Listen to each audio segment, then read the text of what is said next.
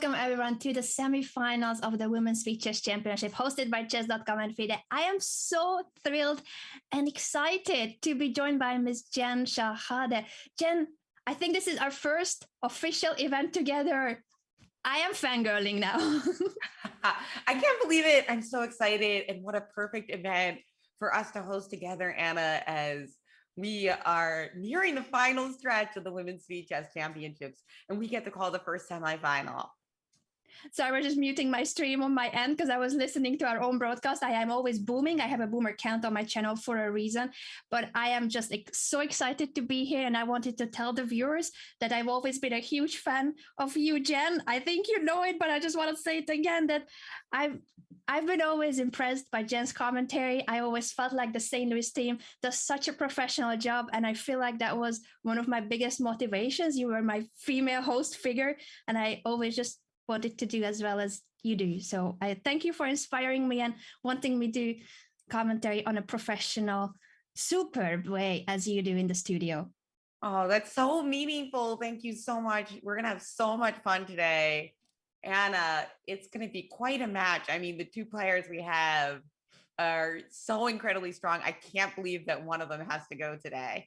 I know it's very sad with the knockout format. We have the number one player by Blitz rating, Katerina Lagno, facing Harika Dronavalli, who already eliminated a couple of the favorites of the event. Speaking of which, if we bring up our bracket to show the path of the players to get to the semifinals, Jen, how do you see the matches that Katerina had to go through? And then we're going to take a look at Harika's path as well to the semifinals. Well, I mean, they both played incredible players to get where they are, but no mistake about it. I think that Harika's road was particularly deathly. I mean, she had to play Alexandra Kosteniuk in the first round, and then she played Anna Muzichuk. That is insane. I am really impressed by her performance so far. Playing Kosteniuk or Anna Muzichuk in the absolute final would have been a really predictable result. So this is incredible what Harika's done. But hey, Katerina's very tough opponent for her today. Indeed, both of them have done so well. And it's interesting to see as well that the round of 16 matches were so close. Both Valentina and Katerina in that round of 16 match that I was hosting, it depended on the final bullet match for Harika against Alexandra Kosteniuk. She was down a point going into the final bullet game with a minute to go on the timer. She tied the score to then earn the rights to a mini match bullet tiebreaker, which is one of the few mini match tiebreakers we have seen in speed chess history. She managed to make a comeback from that disadvantage. So it's incredible to see both of them now in the semifinals. But as you said, only one of them can qualify to the finals. Who will be the winner today is the main question.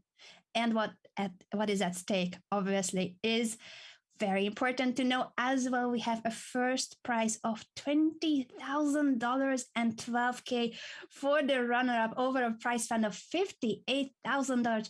Huge thanks to chess.com and FIDE for organizing such a top-notch and high-profile women's event online as well. Yeah, it's great to see these nice prizes to compensate women for their incredible chess skill. You know, one thing I've been really impressed by this Women's Speed Chess Championships, as I've seen and called some of these matches in the past, is the level of play I think has gone up a lot. Just this work that people have put in to chess, and particularly blitz chess during the past year, is really showing off on the board. It certainly does show on the board. Let's take a look at the other matches too that will come. And today we have obviously the match we already have talked about, Katerina Lagno versus Harika Dronavalli. But tomorrow is the other semifinal match between the two Chinese participants of the event, Hu Yifan versus Le Tingjie. And there too, we can only have one of the ladies moving forward to the final. It's gonna be such an exciting day today and tomorrow to see who will be the two last ladies standing in the field. Yeah, I mean, it's going to be an incredible final match for sure. As we know that it's going to be either Lagno or Dronavalli. Hey, did you want to make a prediction now, or did you want to wait until we see one game? or half a game. Maybe we keep it for the first game. I'm gonna think through this, and then also we'll of course ask our viewers to start their prediction time both on Twitch and YouTube. Let's take a look at the format before we go for our very short ad break before the players join us as well for the first game. It is a 16-player field. We started with Harika Dronavalli was actually one of the participants who qualified through a qualification tournament. And now we are down to the semifinals. Only 4 players remain. Jen, would you like to break down the time controls as well? Because the Speeches Championship has a very unique format when it comes to the time management. That's true. We start with 5 minutes with a 1 second increment. So that is like the classical event in the Speed Chess Championships because it just gets faster and faster after that. We move to 3 minute with a 1 second increment. And finally, bullet chess, 1 minute plus 1. And everything can turn all around in the bullets. So you really have to stick with the Speed Chess Championships and watch the whole thing. There is always a chance for a turnaround. Absolutely. Very well said, Jen. We're going to take a very short ad break, but don't go anywhere because the players are about to join us for this start of the 5+1 portion. That's going to be the very first segment of a crucial Speed Chess Championship for that spot in the final of the 2021 Women's Speed Chess Championship. See you very soon again.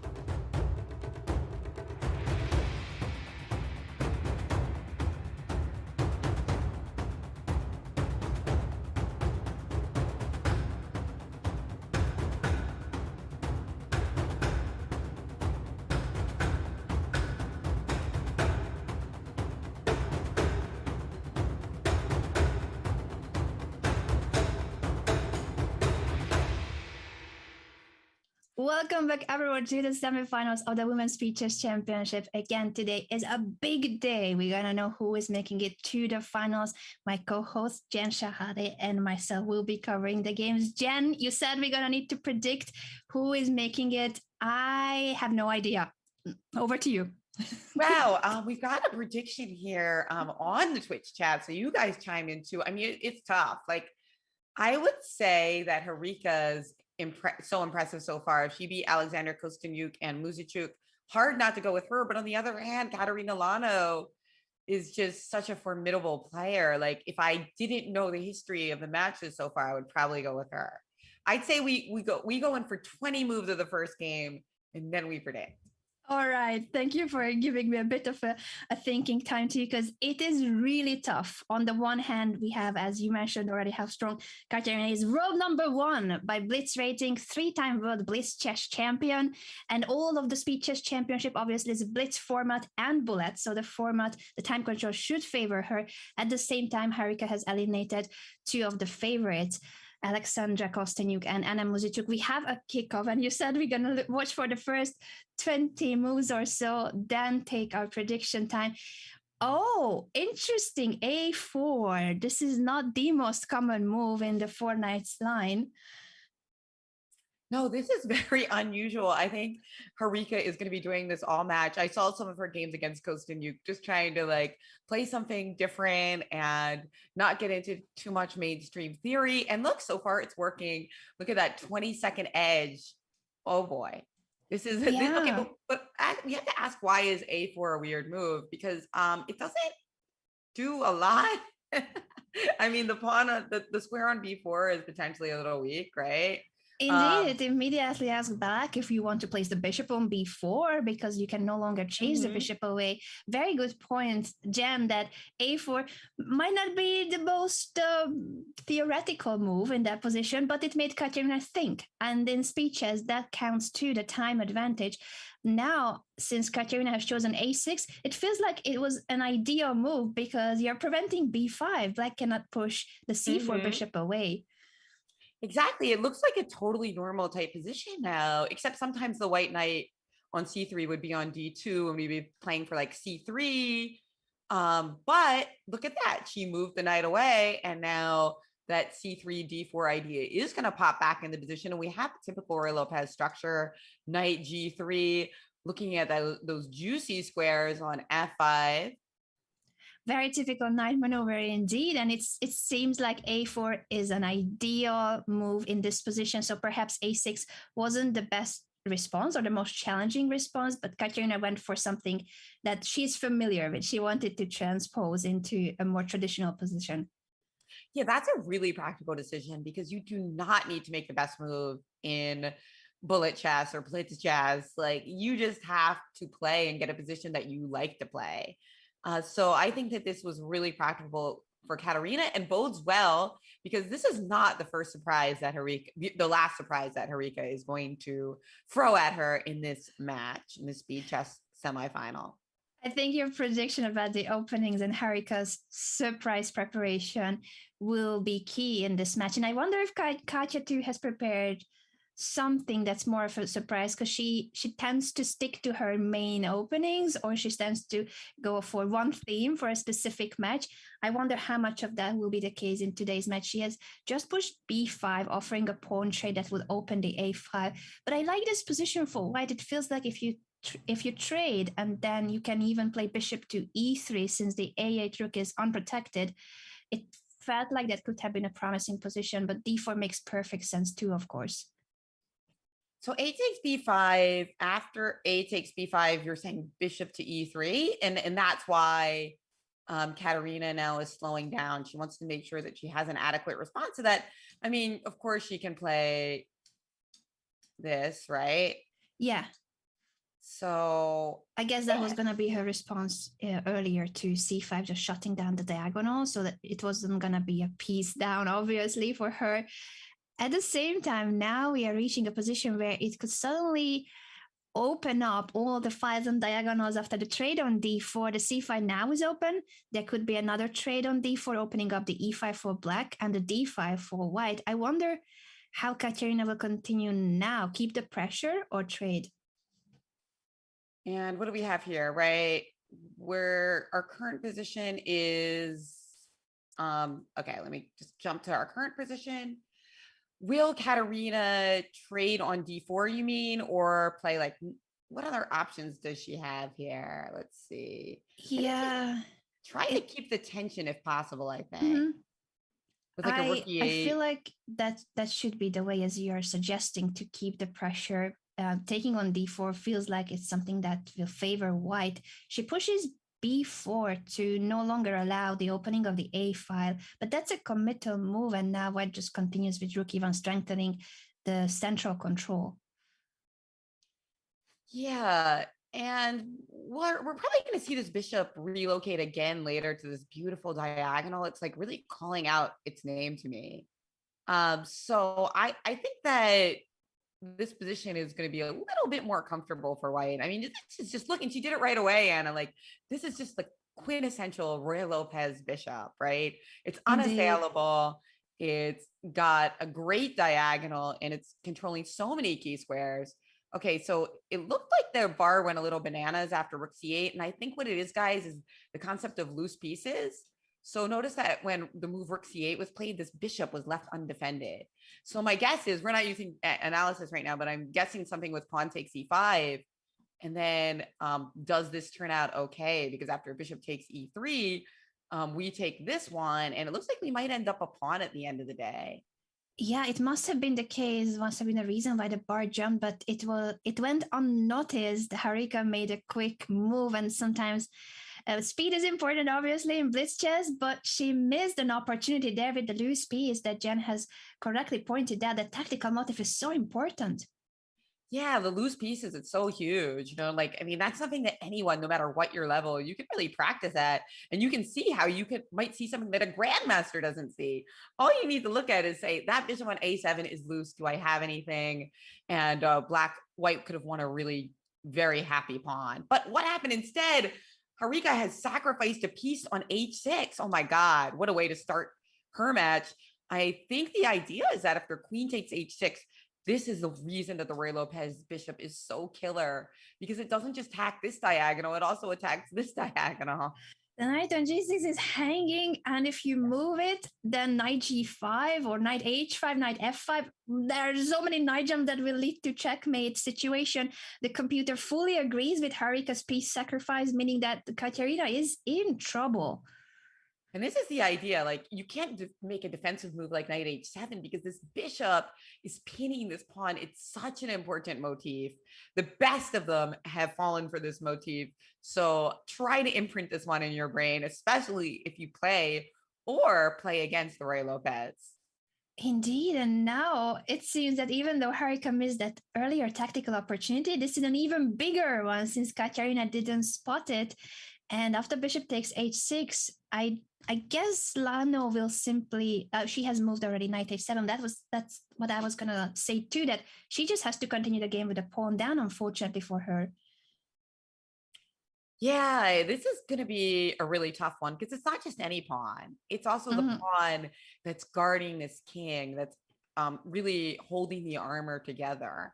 So a very, very tough situation for Lagno. But the reason all these players have these huge blitz ratings is that they never give up. So we will continue to see if Harika can fight. I mean, sorry, Katerina can fight back here. I am so impressed by how they make a comeback from situations where I already would have given up. There's certainly a lot we can learn from these ladies. Let's see if Katerina, with her fighting spirit and defensive resources, will she manage to come back from this very tough situation where, again, as Jen said, it's not only the pawn down, but also White's initiative continues after knight g5. There's a threat of winning an exchange with bishop g5 too after the trade of the knights. And the other thing is that ideas like pawn takes e5 are also very dangerous. Again, that loose piece on a7. Okay, so we had a little in-between move there. Knight takes a7, king h7, and now bishop d5, skewer for dinner as Harika just picks up an exchange. She's even considering whether to not take it. Bishop takes f7 is an option. Maybe she's also looking at other attacking ideas. f4 to attack the queen. There are so many tempting moves here for white that she is now taking time to see which one is the strongest of all. I think, Jen, we need to make a prediction because I'm afraid we are over move 20 and I'm freaking out that this is starting very well for Harika, but I'm going to predict Katya to make a comeback in the next games. I'm predicting Katya to qualify to the finals. All right. Well, I am going to pick Harika then, and we're going to have a close match. I think that, this, if you just look at this game, you might say, oh, this is going to be a blowout because Harika, played great in every stage of the game, the opening and the middle game. Well, we don't have an end game yet, but I don't know if we're going to get to that in this game. But I think that's a little misleading because, this first game jitters is always there, and Katarina is just such a great player. This is going to be a match. I certainly think it will be a very close match, regardless of who wins. I feel like the overall score will depend on 1 point or two, and that is they both will have their chances. This endgame now with the A pass pawn seems, used to be an A pass pawn. Now it's gone, but apparently it doesn't matter that much after knight f3, knight g5 check. f7 is still the very vulnerable spot around the black king. That is the problem, right? And now knight g5 check has been played. Look at f7. It is going to fall. And then she's going to potentially also avoid the queen trade, I think, because queen, she just took the knight on g6, which seems quite good as well. Queen f4 now works because queen f6 is not possible because of knight h7 winning the queen. Beautiful tactical pattern, and I think she'll go for it because again she's taking her time. She could take on d1 as well if she just wants to go for the piece up, but the queen f4 immediately wins on the spot. So I think we will see a resignation from Katerina. The king cannot really go to g8 either because of the checkmate in a few moves, so she resigns after queen f6, knight h7. What a start for Harika. What a game. Beautiful Roy Lopez game, I got to tell you. I mean, just showing the power of playing. Roy Lopez, it's about playing on all sides of the board, the center, the left, the right, the queen side, the king side, and Harika demonstrated it beautifully. But hey, game 2, modern defense. Katarina has a crack with white, and it looks like she's gearing up to play very aggressively. She's going to castle queen side. Interesting to see Harika going for the modern defense. Katerina herself likes to go for the structure with the black pieces, especially against d4 with the king's Indian. And now I think, Jenny, you are fully right. We might see me even opposite side castling, h4, h5. It could be another very sharp position. I'm still so amazed by how perfectly and smoothlessly Harika won the previous game. It felt like it was a longer time control game because it was just such a high level strategy of the Italian, perfectly executed. Yeah, really well played. That's true. It's kind of like a melange between a Roy Lopez and an Italian because she did not play bishop b5. She played bishop c4, but then it had those Roy Lopez characteristics. Yeah, but either way, no matter what the opening is called, beautifully played. You know what, Anna? Somebody was telling me the other day that there's almost no openings named after female players. So I don't know what this A4 and the 4 knights is, but we got to start fixing that problem. There's one Polgar variation, but it's like a relatively obscure variation in the Grunfeld defense. It's like one of the knight c6 Russian variations. We need more openings named after women. That A4 in the 4 knights could be Harika's variation. Maybe we will see also a trademark Katya opening in this match. I 100% agree with you that there should be more openings named after female players because look at this match. We only have just seen one game and it's so exciting. Katerina now needs to make a comeback. This is the 5+1 portion. For those of you tuning in, they are playing 5-minute games with 1 second increment, and G4 with a very clear idea of wanting to attack on the king side and castle queen side. I love it. G4, she is making her intentions known that she wants to even the score in this match. You got to love it. Okay, but Harika's just played this interesting move strategically, knight c5. So you might wonder when you look at this move, what happens if bishop takes c5? But this is a very magical bishop for Katerina, so she did not want to capture it, even though she would be doubling Harika's pawns. She'd much rather give up her bishop on d3 because it's surrounded by its own pawns. Very important difference between the bishops that you highlighted, Jen, and this e3 bishop. If it will be traded, it's most likely will be traded for the fianchetto bishop of black. That's the bishop on g7 that's guarding the king. So in the future, white might try to trade the dark squared bishop for the e3 bishop. In that case, the king will become more vulnerable. But the problem with this position is that I also feel like no matter which way white takes on d5, black's going to get some pretty sweet counterplay. I'm also worried that worried for white, that eventually black might consider playing this f5 move. Looks really risky, but without the light squared bishop, it might be an aggressive option for black. And even better, d5. That's a move I always want to play when I'm playing the Sicilian or the modern. And there it is. It's Big on the move. board indeed. It feels like Katerina's play was a bit slow by this stage. If she had castled already, if she was one move ahead and there was a rook on d1, this wouldn't have happened. But now with the king still in the middle of the board, d5 was the perfect move. d5 there. I mean, that's the move we love to play. But I like this response by Katerina, not just going in gently. She plays knight to g5, trying to attack this bishop on e6 and the entire logic behind Harika's plan. d4 played, and now after knight takes e6, Harika will simply recapture and try to argue that her activity outstrips the potential weakness on e6.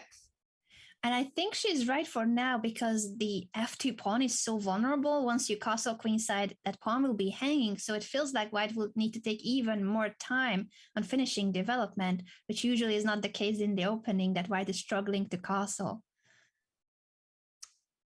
Indeed, this looks very dangerous for Katerina. Let's see whether she can come up with some good ideas here. Maybe, I mean, rook g2 looks so regrettable, Anna. The fianchettoed rook, usually not something we're looking after. But I do need to get my king out of the center one of these days. Yeah, I looked at the computer's suggestion out of curiosity, and it's showing a very ridiculous line, Jen. King f1, king to g2 as one of the primary choices of the engine. I don't think it will happen. King f1 is a computer's choice. Wow, that's something. But here's the thing, Katerina also judges that her king is just as fine here in e1 because it actually performs a useful function defending the f2 pawn. I mean, that's why she's a grandmaster and an incredibly strong player, because to me, like, that king of the center looks uncomfortable, but she realizes that the best way to fight is actually to kind of use this to herself, use this to her advantage, that she has this rook on a1 and she can put a little bit of pressure on b5. Indeed, and black needs to decide whether to react with a capture on a4, try to defend the pawn on b5. If not, the pawn is hanging. And the trade of rooks on the a5 could also mean that maybe then we'll see the king on e2, a delayed bone cloud. I think the fans on Twitch especially will be screaming if we see a king e2 move in this game.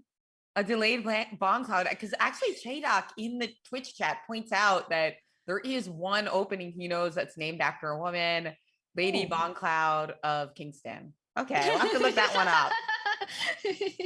Thank you, Shadok, for the information. Shout out to all our viewers on Twitch and YouTube. Thank you for tuning in to the Women's Speed Chess Championship semifinals. We are just at the very start of the match, so you're in time to join for prediction time too. Who do you think will make it to the final to fight for the 20K first prize? H4 now. So we have seen a trade on b5 opening up the a5, but also the king side is still very dynamic. Will there be an h5 push trying to open up further the position after the trade of rooks? Yes, she did it. Because there's all this pressure on c2. The only way to really protect against it is to play king d1. Oof. I mean, you could play c3, but that opens up the position with your king right here on e2.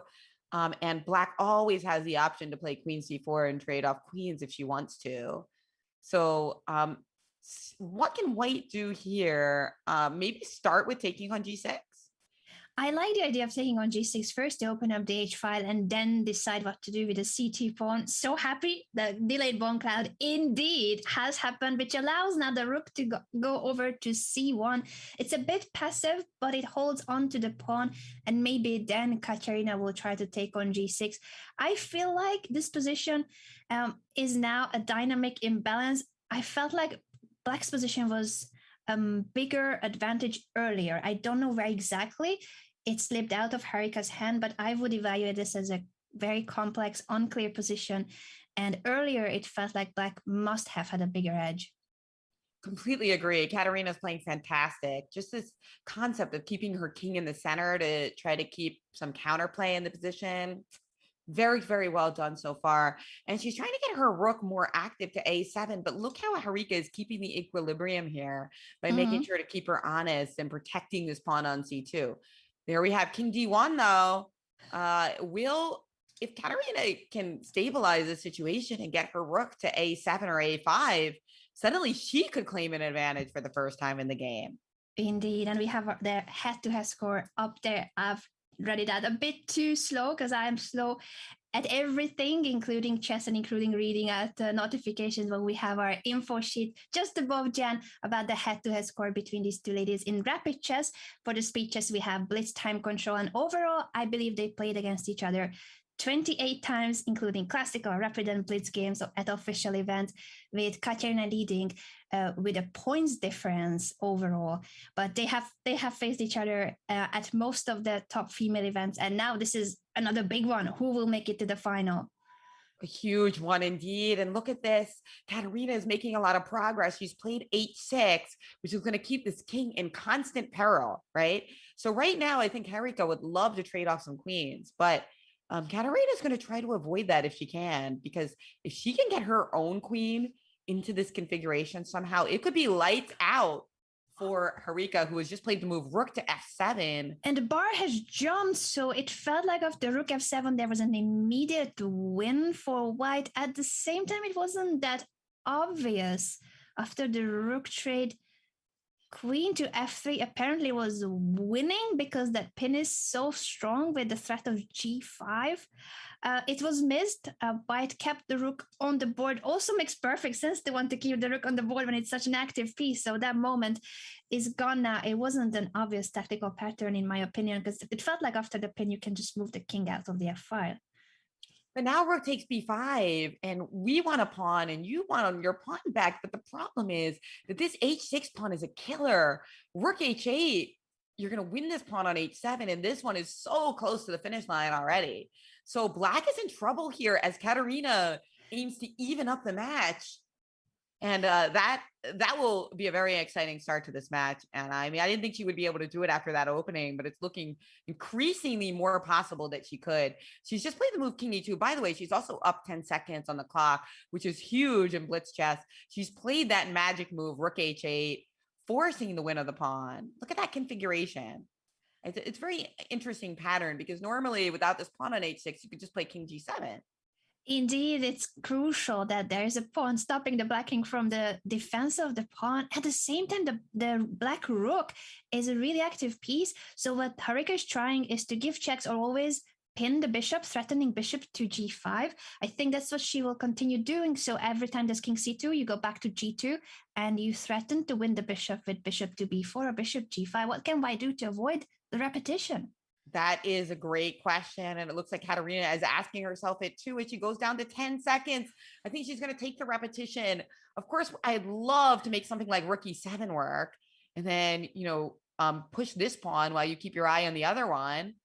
And look at that. She says, no draws. I'm giving a check and trying to promote my pawn. She is trying. And here we go with this the seesaw again as Katarina maybe tries to gain a little time, but with a 1 second increment, guys, it is not easy to gain time. And that's why Katarina Lagno has agreed to withdraw. A little disappointing for her, no doubt, as she was trying to even up the match, but there's a lot of chess in front of us. And what a game this has been, Jen. At the start, Harika did so well after pushing d5. It felt like she took the initiative and she had chances to win. So overall, I think both ladies could be a bit disappointed. Both players disappointed. Yeah, that's sad. But this is a new game, and we've got something called the Sicilian Defense French variation. I didn't think that was called this, but that's the definition of mixed feelings for me, Anna. Sicilian is my favorite opening, and French is my least favorite. So I'm the other way around.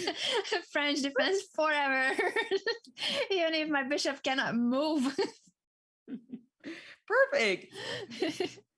Well, this is the perfect one for us. Something for everyone. As it does have that French feel with the move e6, but Black also started the game technically with c5.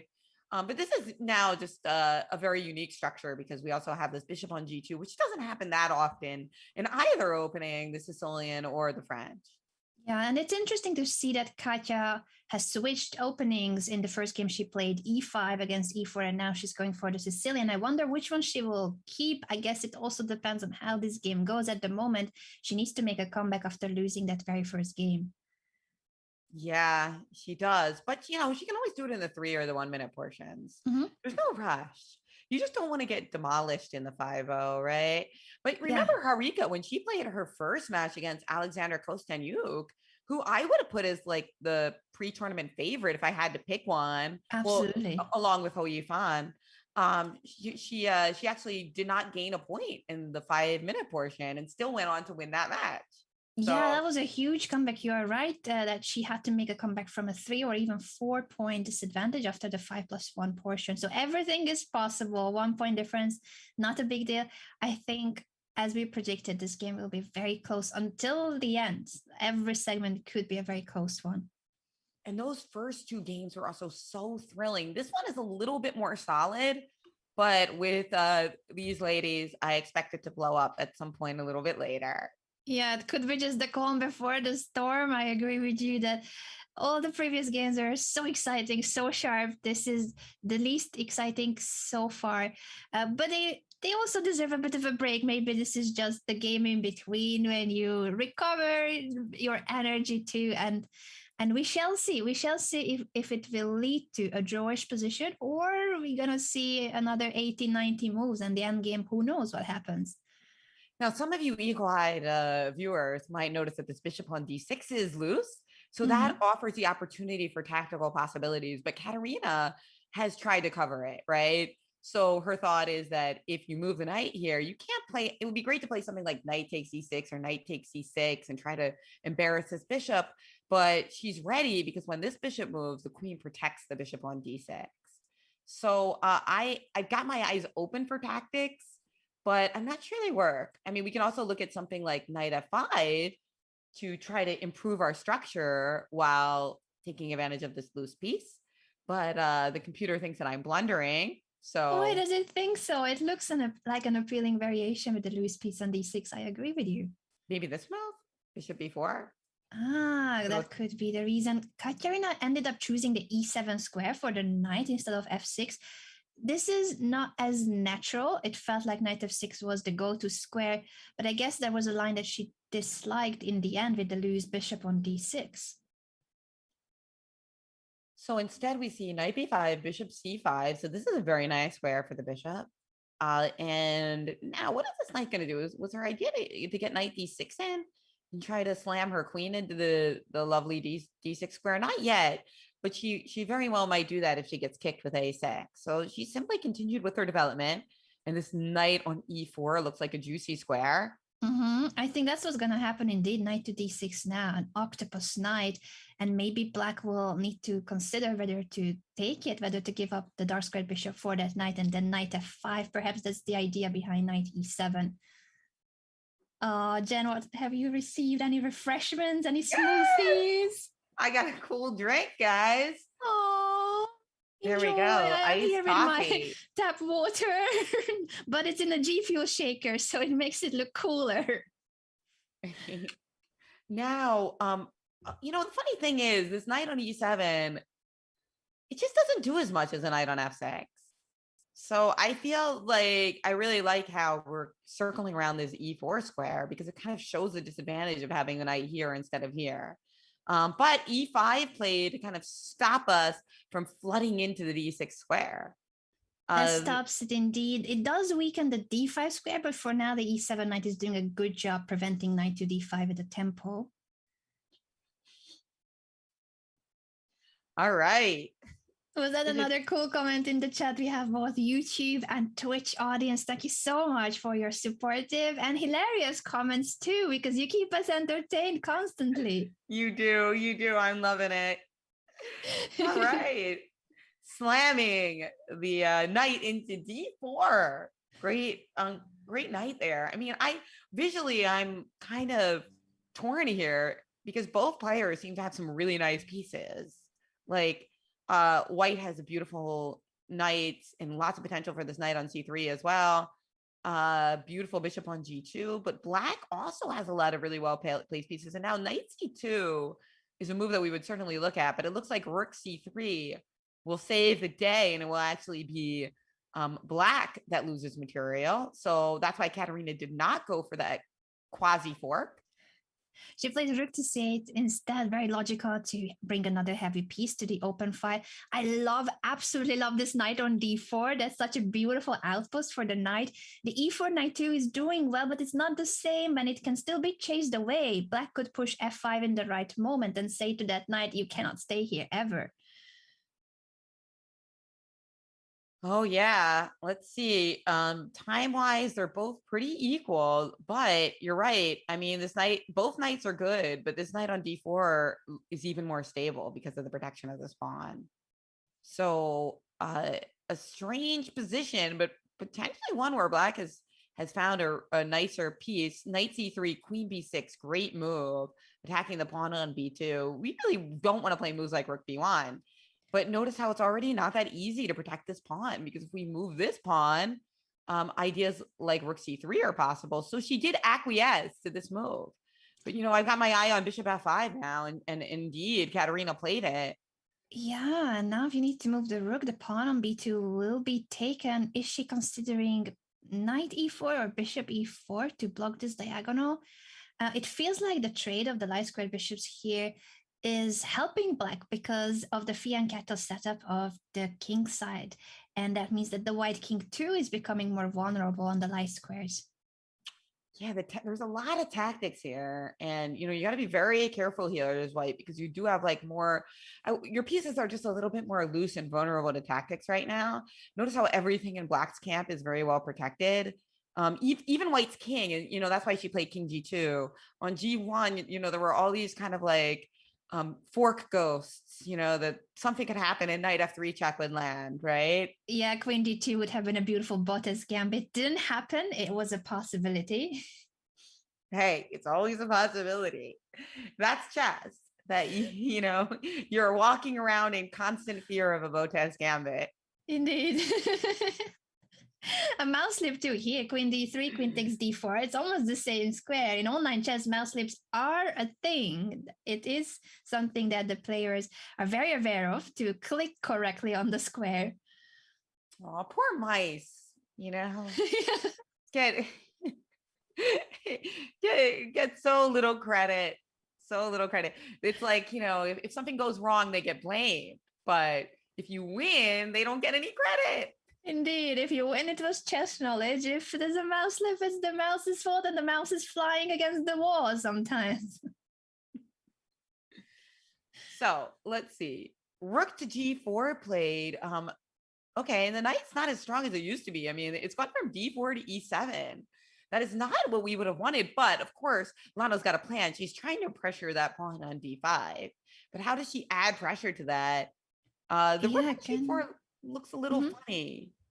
It does. I was wondering about that too. If Harika has any, maybe she wants to attempt to bring the queen to d2 to attack h6. Ideally, queen g6 is the move that I think she was looking at, but the knight was guarding the g6 square. So she brings the rook back to c4, saying that there wasn't anything going on the king side and this d5 pawn, as you highlighted.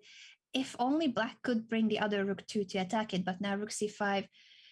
I guess rook c5 is still interesting, or the trade of rooks and then rook c8. Queen d6 is the choice of Katya. I like that less because the queen is not my favorite blockader. It has so many important things to do that a blockading a pawn is not usually the one that we want to saddle the queen with. I would love to do a switcheroo and stick my knight on d6. Yeah, that would be a lot better blockading piece. You don't want to use the most valuable piece for blocking a passed pawn. Knight d6 would be ideal. You're right. Will we see a maneuver? Knight f5 and then moving the queen away could have been an attempt to do that. But she's being even more aggressive because we are entering the bullet stage of the game. Bullet stage of the match comes in an hour or two, guys. But every game ends with bullet, right? And here we go, as 20 seconds left for each player. And it looks like it could really go anyway. Let's just stay tuned. Knight G6, okay. Queen trade on offer. And well, that's kind of help white a little bit because it makes it easier to play, right? It feels like it helps now. The king is no longer a target, and this deep pass pawn, this is now something that white can try to use. I don't think it's easy to get rid of the blockading rook on d7. So I feel like it's still balanced, but certainly it helped white's situation. It's white is no longer in danger. I like that little trick. You know, she was hoping rook takes d6 and knight e8 check. Whoa, knight is still hanging on e8, but there would be pawn takes c4. And look at that. Katya is just taking off pawns as the one on d6 looks really strong, but she can't figure out a way to continue the pressure. And suddenly, I don't know. I have a feeling black might win this game. This is such an exciting position with the d6 pawn being, as Jen highlighted, a very strong pass, but constantly there are counter attacks. Both rooks are hanging now. Will we see this knight endgame with now equal pawns, if I count it correctly, but it feels like something will drop. But 3 seconds left for Katerina, as it looks like Harika is a little bit faster. Can it should be a draw at this point. I mean, it seems like all the pawns are going to come off somehow, but we'll see. 1 second left for Katerina. She definitely could lose on time. She's got to play fast. With the 1 second increment, flagging obviously is very much still an issue. She made a move with 0.7 second. She needed to play king f6, guys, so that she was attacking a knight and a pawn at the same time, but she was probably pre-moving. So yeah, not much to do about that. Unfortunately, too little time, it looks like, for her to hold this endgame. 1 second left. Oh no, now with the two pass pawns running. And takes on g7, she's drawing again. Managed. She did it. She did it. That was insane, Jan. If we can just quickly go through those final moves, because it was a completely winning endgame for white, but white stepped into this one final trick where the knight gets to give a check and pick up the g7 pawn. So this was the error. You don't want to trade off this pawn for this pawn, right? I mean, this is the goddess who's about to become a queen. So keep that one. White could have played, for instance, knight h7 or knight e4 to attack that knight, and when the knight goes to g8, then you can take the pawn. Exactly. So kick this knight away first, because it has to go to g8 and then take the pawn. Instead, king takes f4, knight h5 check, a miracle draw, as it is simply impossible to hold on to that pawn on b5. Wow. Well done. What a comeback by Katya. She needed a bit of luck there, but that's how it goes when both players are under serious time pressure. She almost lost on time. She had 0.7 seconds in one moment. Hey, I mean, that bodes really well for Katya in the bullet section, the fact that she's making saves like that. But on the other hand, it bodes well for Harika because she's showing how fast she is. It was really like close, like 20 seconds. And it seems like in these games where it's 20 seconds each, that it's Harika who continues to play really fast and Katya takes her time a little bit more. So that could be a problem in a bullet, but we'll see, because at least she plays well with 1 second on the clock. Not many people can say that. Yeah, certainly that was an extremely impressive save. Obviously, you always need the opponent too, but she had the fighting spirit. She kept going and she found this final opportunity to make a comeback. She still needs to make a full comeback when it comes to tying the score. Harika is leading with 1 point, but this match is a very long one. We are still in the first portion. 5 minutes plus 1 second increment is the first 90 minutes of the match, and we have still 37 minutes left of this first segment. That's right. And here we've got another perk defense or modern defense, and white has just closed the action with c4 as black further closed it with c5, asking white, are you going to take en passant?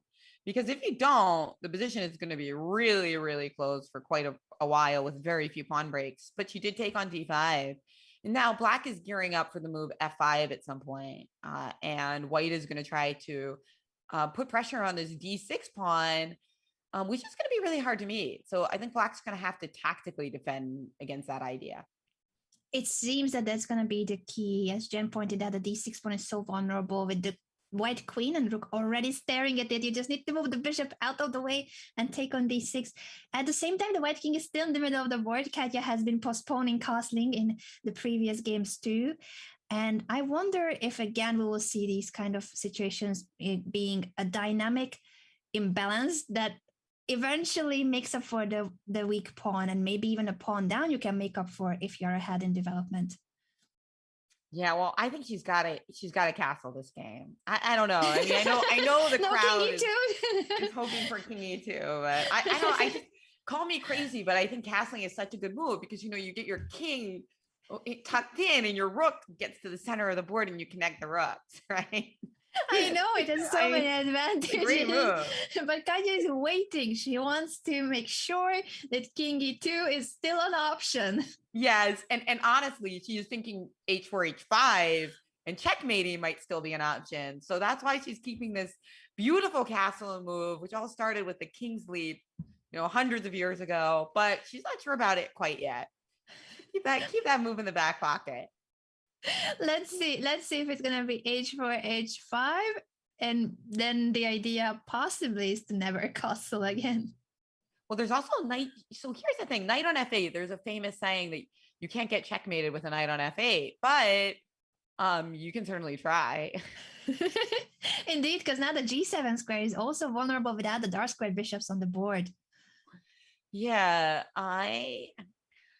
exactly. The fact that white can also bring in like a knight to F5 or H5 is extremely dangerous. I think that's why rook E6 was played, because now when you take, if we try to sacrifice a knight, you take back and you also attack the queen on H6 at the same time. So this is why we see the move bishop D3. She's trying to play bishop C4.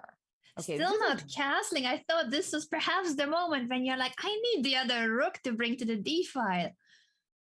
Yeah, but she just is after it. She wants to play bishop C4 and go for checkmate. I mean, this is a really very difficult idea to meet in blitz game. I know like the computer says it's not a good move, but I don't know. I think from a practical point of view, this is not easy to meet. So let's see what Harika comes up with. If I were her, I'd already be jonesing to try to trade queens here, as that would really help my position. But instead she played taking on C5 with the idea that if bishop C4, just rook D6, that was her idea. Oh God, the bar doesn't really like that move. Really a blunder, yeah. Maybe rook D6, queen D6, and knight H5. Oh, the pin on the 6th rank allowing this checkmate pattern, the G7 square. Jen, you said with the knight on F8, H7 is well guarded, but not the G7 square. So knight H5 is a winning move. And there's no defense. You cannot defend the square if knight E6. The bishop takes that knight. There is no piece that can defend G7. Or just knight F6 is made into as well, in case you needed two mates. I mean, just in case. Knight F6 is stronger because it starts with a check. You are right. No defense, and this is a comeback. So it looks like rook D6. It's funny because the computer was actually saying that this was good for black, but it wasn't rook D6. It must have been sacrificing with knight D4 or something. We'll take a look after the game is over because it's fascinating. But I don't think there's any defense here for Harika. I mean, looks like she's going to have to resign. You just can't protect that G7 square. Yeah, even according to the computer, the strongest move for black is to give up the queen. The Botis gambit strikes again. G takes H5 to not get checkmated. She plays knight E6, and I think she will resign after knight F6 check. It's checkmate next move. What a comeback by Katja. Jen, we can show quickly the moment you mentioned that D takes C5 by Harika was the right decision, but not rook D6. Apparently, she had to sacrifice the exchange with knight to D4. I think that must be it. And that actually, I mean, look at it. You've got pawns, you've got a beautiful knight on D4, and that must be the reason. I can't think of anything else. It just looks it looks very compelling here. So after bishop takes E6, I mean, just look at how black's pieces are leaping to the action, and the B3 pawn is also very vulnerable. You get this, and this is coming through. And I guess more importantly, moves like knight H5, we can just take. Right? Because there's no pin. So that was a problem, that lateral pin did Harika in. What a comeback by Katja Lagno. Now they have a short break to recover from these exciting games. We also will give you a few minute break, but don't go anywhere because this match is now tied, and there's so much more to come. Jen, we'll take a mini break, and then here's the rest of the 5+1 segment and the rest of the show. See you in a minute.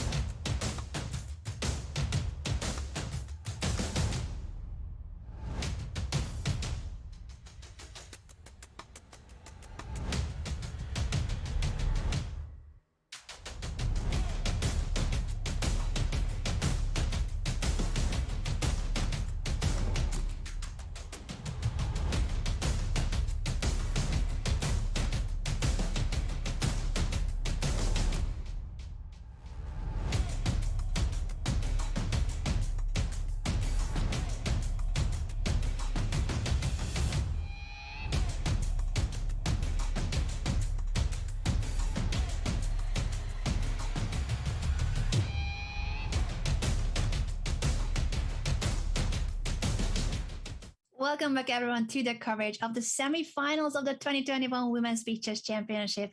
Jen, this has been such a thrilling start. We have two of the strongest top female players in the world going head to head. Harika started with a win, and Katerina has just made a comeback. What do you predict for the remainder of the 5+1 portion? Oh, that's a great question. I think it's going to be tied up at the end of 5 minutes. I mean, they're just both playing so well. Great time for a break for Harika, as that was a beautiful and brutal game, as Katerina did checkmate her on the board. But God, I'm sticking with my prediction, Harika, because I think that her handling of the clock is really good. And I think she's going to get it done, but it's going to be super close, maybe even a tie break.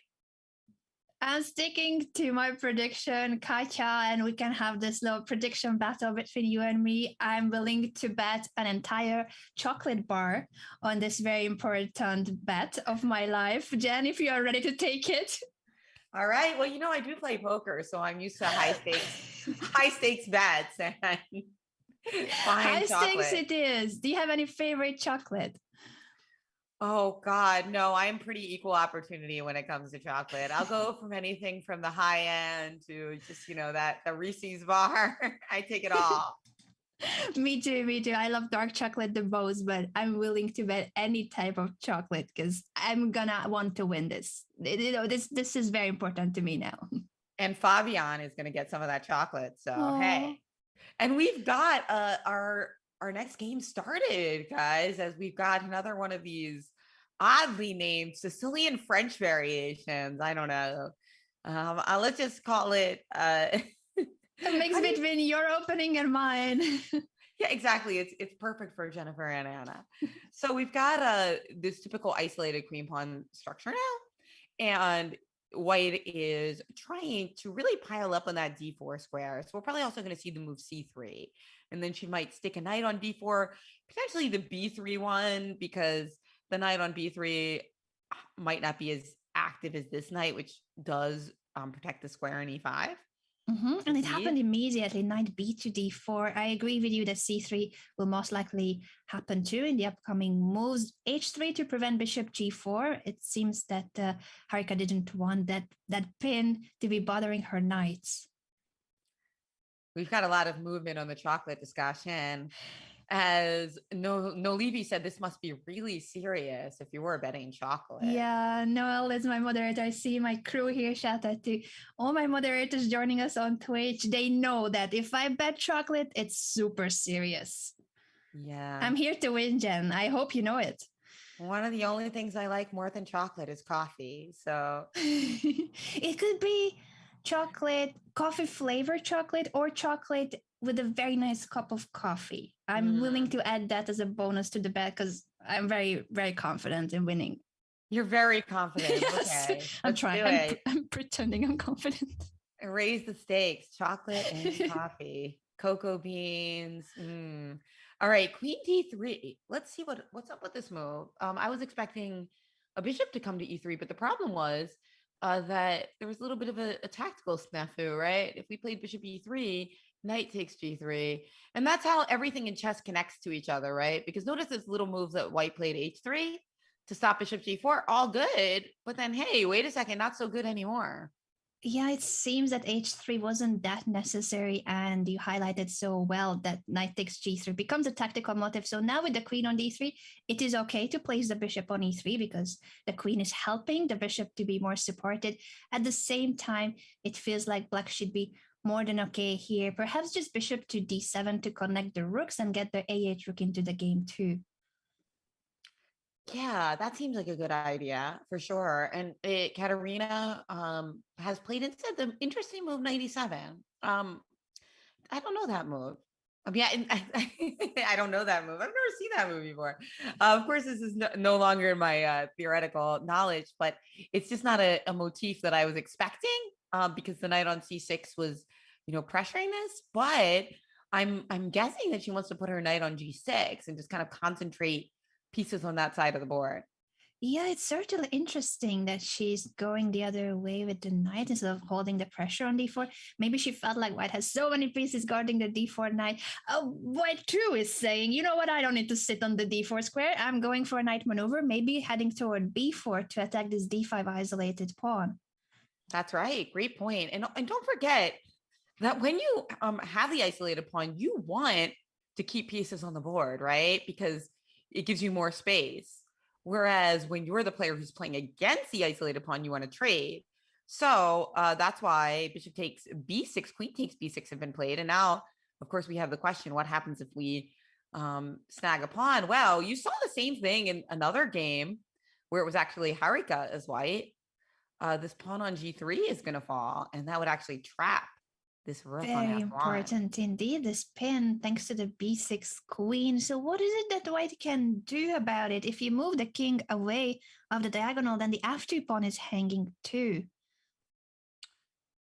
Right. So after queen takes b6, we can't take on d5, and we can't play king h2 or king h1. I think we just have to put another knight on d4 again.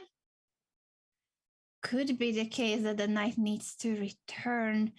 I guess Harika is considering what happens either with the knight jumps to d4 or with queen takes d5. That's the most forcing line. And she goes for it. She enters this very sharp line where she Oh, takes the d yeah. pawn for the g pawn. They're trading the pawns. This makes sense, because I didn't really adequately analyze it. I just said knight g3 wins this exchange, but of course the bishop on d7 is hanging. So there's a lot more chess to be calculated here. And these knights here are potentially loose as well. So you can't just like play a little in-between move like bishop c6 and think it's going to work, because f5 is hanging. And if you play bishop e6, d5 is hanging. I'm sorry, e4 is hanging. So yeah, this is actually pretty tricky, weird tactical situation. I wonder now, what is it that Katya is calculating apart from which knight to take with on g3? She goes back to f6. So she gives up on the idea that felt like was her solution to the hanging pawn, taking on g3. She says, knight f6, I'm attacking the queen and guarding my d7 bishop at the same time. That makes a lot of sense. I mean, that's a move that is a little bit hard to see because the knight was so aggressive on e4. Retreating it is so weird. But look at this great move, queen b3, another fantastic move, because now if knight takes g3, there's the in-between move. Do we start with rook e8 or queen takes b6, Jack? There's two in-between moves here, and I don't even know which one to start with. But either way, if we play queen takes b6, pawn takes b6, there's no pin anymore. So we can simply take this knight on g3. So queen Absolutely. b3.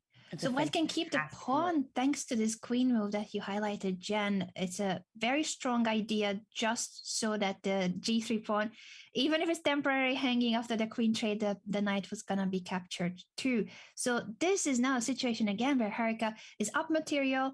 It's not as sharp as the first game. Oh, knight takes g3 still. Is this a good sacrifice or a very inspired but more of a let's try and gamble sacrifice? No gamble, no future, as they say in poker. But I don't know. The problem is we only have this queen, and there's so many protectors over here.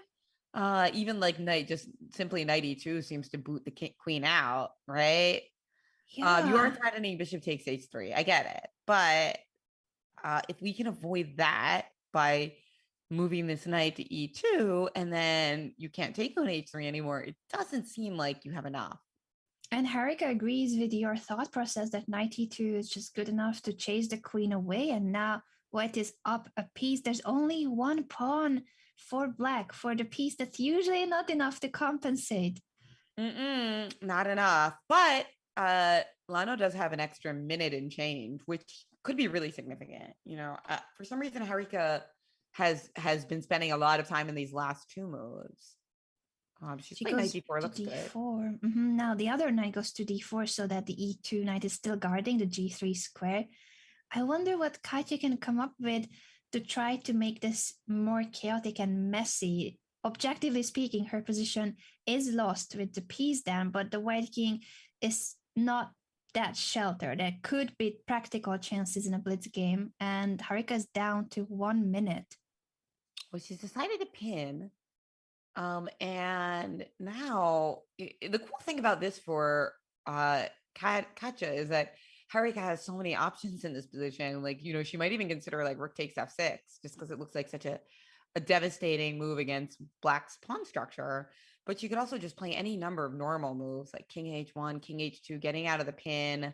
But she's done She it. goes for the sacrifice, as you pointed out, Jen. I love it that she doesn't just want to sit with the material up. She goes for it to make the Black King now more exposed. Yeah, because with 30 seconds left, it would be more convenient to just checkmate your opponent than have to win in an endgame. True. So if you can just play king h2 and rook g1, that'll be more fun. So she's taken on b7 because not only do we win a pawn, but more importantly, we guard some really important squares like d5 and hitting the bishop on d7. And this queen maneuver, what a great idea to take on b7 to then bring the queen toward the Black King. It is now 2 minor pieces for the rook. There's no pawn to compensate. Usually it's a rook and a pawn that's about the same value as 2 minor pieces. So material up for white in a different way and a very weak pawn structure in front of the Black King. I love this maneuver, Anna. It's a triangulation with the queen, right? It's like, think about being Harika. You're like, I want to win fast. I just need to get my queen over here. Yeah. And the 3c pawn, the c3 pawn was in the way. So she goes and makes this triangle path to bring the queen to the king's side. A brilliant practical blitz play. And then king h1 with the idea of getting the rook into the game as well, which is going to be totally devastating. Oh, gotta love it. Some great play here from Harika, trying to regain the lead after her first loss before the break. And it looks like she's in good shape to do it. Bishop takes e2 just played, queen h6. So she gave up a piece momentarily. Now she takes it back after the queen check. It feels like there could have been many different alternatives too, but this seems just crushing as well with the king on e7 not finding shelter. That's right. And only 20 seconds left for each player. But you're right. I mean, I'm sure she would have preferred to have checkmated already, but there it is, knight e6. And this queen is gone and Katerina has resigned. Wow. What a game. Great game. It was an incredible game where both ladies went for the sharpest of lines with the sacrifices back and forth. Now Harika is again in the lead with a point, but we still have 20 minutes left of this 5+1 segment. That's right. And here we have a Caro-Kann. As we see Katerina looking to win this game to even up the match score again, and Harika chilling after quite a win. So she has switched from the Pirts or modern defense that she used in the previous games. She goes for the Caro-Kann. The Caro-Kann was the theme of Katja's match against Valentina Gunina, who is a very famous Caro-Kann player among the top female participants of this field. So I'm sure that Katja has prepared these lines also for the match against Valentina. Yeah, and we're probably going to get two or three more games. So this will be interesting to see because we got 20 minutes left here on the clock. So there will either be this game and one more game or this game and 2 more games, I'd say. Very true. And we shall see if there will be anyone leading after the 5+1 portion. I think that our prediction about this match being very close and will remaining close is holding up. I think it's going to be the way. I feel like Katja might have a chance in the next few games to tie the score. And I don't see that this match could go in a way that one takes a massive lead, 4 or 5 points of difference. I feel like they are so close. Every game could go in anyone's favor. Yeah, I agree. I do. I think that Harika has been a little bit more solid when it comes to her time management, which bodes well. But, you never know because sometimes people just really shine in the bullet portion despite getting into time pressure in the other games. So, yeah, this is going to be a really tight match. This game, a little quieter than a lot of our barn burners, as it's very strategic. White has a bishop for a knight, which, it's a very nice looking bishop. But with so many trades, it's hard to envision on a lot of action here on the king side. And this move, knight c4, was met by the in-between move, pawn takes d4. So the idea being that if knight a5, pawn takes e3, knight takes b7, what happens at the end of that, Anna? It's such a messy line, and I love these intermezzos. Whenever something is hanging, we see another piece being attacked instead of moving away the hanging piece. Just so many trades, really, though, because after takes on f2 and rook b2, rook b8, it looks like black will get the pawn back, and again we'll have that kind of equilibrium. Well, actually, wait a second. Yeah, it'll be a big trade of pawns, right? It feels like that black will win the b2 pawn, white can jump to a5 to win the c6 pawn, then the a7 pawn will be hanging too. It's still very messy, and if anyone can have an advantage, I feel like it will be white. You will end up having a pawn, maybe the c pawn now after the trade of the b2 and c6 pawns will become a dangerous pass pawn at some point. So rook takes b2 will be met by knight takes c6. For that reason, Harika plays knight e5 to guard the pawn. So yeah, let's see this. Okay, knight e5 instead played. Got it. And then c5, looking to tactically resolve the situation. That, let's see, how does that work exactly? Knight takes d3, pawn d3, rook b5, I guess, right? I think Must have been the idea, yes. Yeah. Harika and then there's a fork. Mm-hmm. Oh no, she starts with rook c8. Okay. Similar idea though. Yeah, it could still be the same, or she might want to try knight d7 to simply attack the pawn with yet another knight. That the e5 knight is hanging. I guess knight f to d7 so that you keep this knight on e5.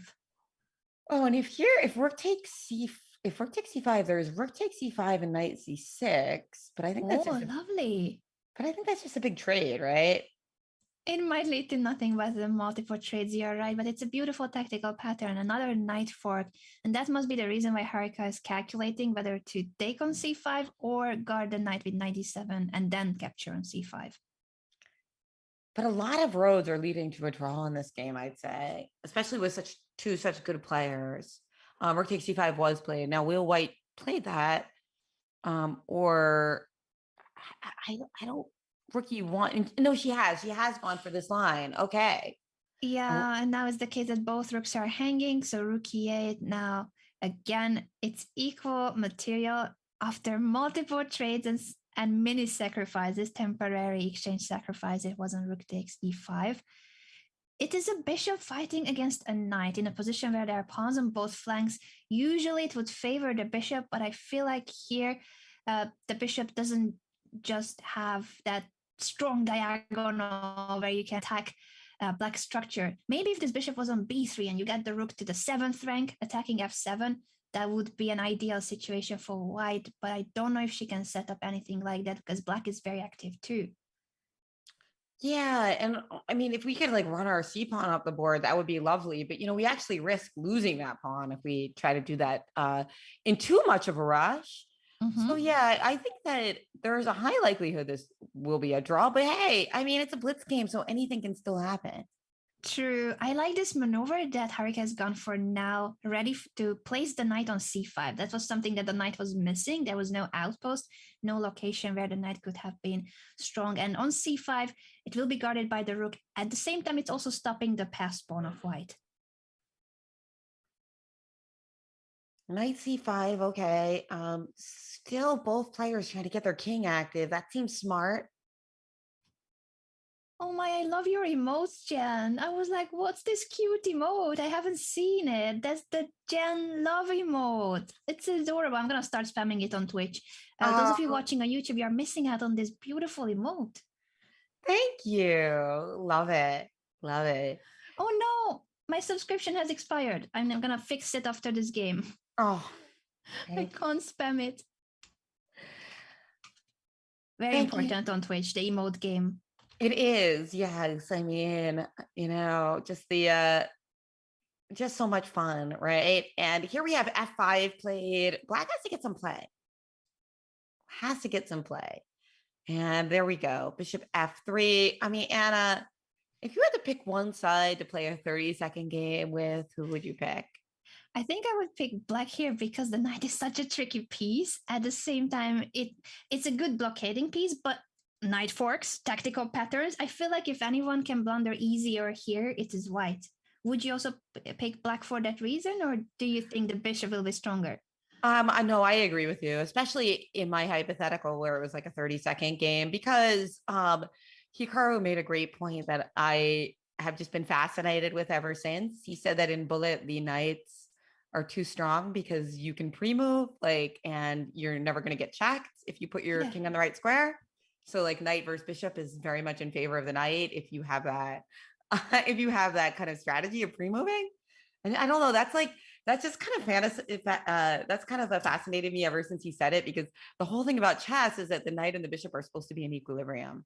So yeah, and in classical chess, oftentimes the bishop would be preferred, especially with pawns on both flanks in an open position. I've never thought of it that way about the pre-move. That's next level strategy. Yeah, I know, right? Isn't that crazy? I never thought of that either. But then when he said it, I was like, oh no, knights are too good in Bullet. But it's And we good that might there's see some that. imbalance in chess. Yeah. It's good that there's We might see, I was going to say, Jen, that there will be some tricks now with knight f4 or knight c5, knight g5 also, just putting pressure on the f3 bishop. I think it is black who can try to somehow push. Not easy though, but this is another trick. If you take the h7 pawn, knight e5 check picks up the rook. Uh-oh. All right. See, we see these tricks coming into the game, and this bishop, on the other hand, is more just like kind of floating in the air. Rook c7 played. Okay. As Harika is going for tricks, and also she's just looking at this time, right? If we can make it a bullet game, if we can make it 30 seconds to 40 seconds, what might happen then? That's the question. 95 check on the board. Where will the king go? It's always tricky. Where do you place the king? You need to hold on to the c2 pawn. And yeah, and then also knight c4 is coming, right? So that's another little tricky thing. Yeah, it seems troublesome already for white where to place the king, and if there's a way out of this, king d4 attacks the knight, but after rook c4 check, now you can take on c2. Right. Or you can insert the in-between move rook c3 check, which I think is what she was thinking of. But no, she'd rather just take on c2 and then threaten rook c3 check with the idea of picking up another pawn. And yeah, count them up, guys. Black is currently up a pawn and up a minute on the clock. And between those two factors, knights, there was knight c4, but there was king d3. Okay. Both rooks were gonna be hanging, but it was the threat after rook c7, so white moves away to f4. It is an extra pawn for black, and this knight again, maybe it'll find another pattern, going back and forth, tricks here, tricks there. And just the fact that now you can try to also somehow create a pass pawn. Not easy. There's 3 versus 2 on the king side, and you need to push both the f and g pawns to create a pass pawn. But this is certainly a position that Harika could win, and then the lead would be 2 points already. Indeed. Rook c5 played here. And now, wait. Rook c5, though. Bishop g8. And the rook was defending those pawns. And Katerina leaps into action. I don't think this was a good transformation at all, as now this king on g5 is working to our advantage. This is crazy, because usually if you're up material, you want to trade pieces, but you're right, it was that black rook that was holding all the pawn structure of black together, and now they will fall one by one. That's right. Look at that. It's suddenly, what a turnaround. White was just down a pawn, right? And now they're up a pawn. This is insane. And here the bishop will show how powerful it is, where you can control both flanks of the board. You can place it in the center of the board. It will be supporting the h pass pawn and at the same time taking care of the queen side so that black cannot win on the queen side. Yeah, very instructive there. Rook c5 was not a good move, because having the rook and the knight combo was much more beneficial for Harika, because the knight was wrecking the havoc and the rook was holding down the fort. This is now a great chance for Katya to make a comeback from an endgame that was really tough for her to hold.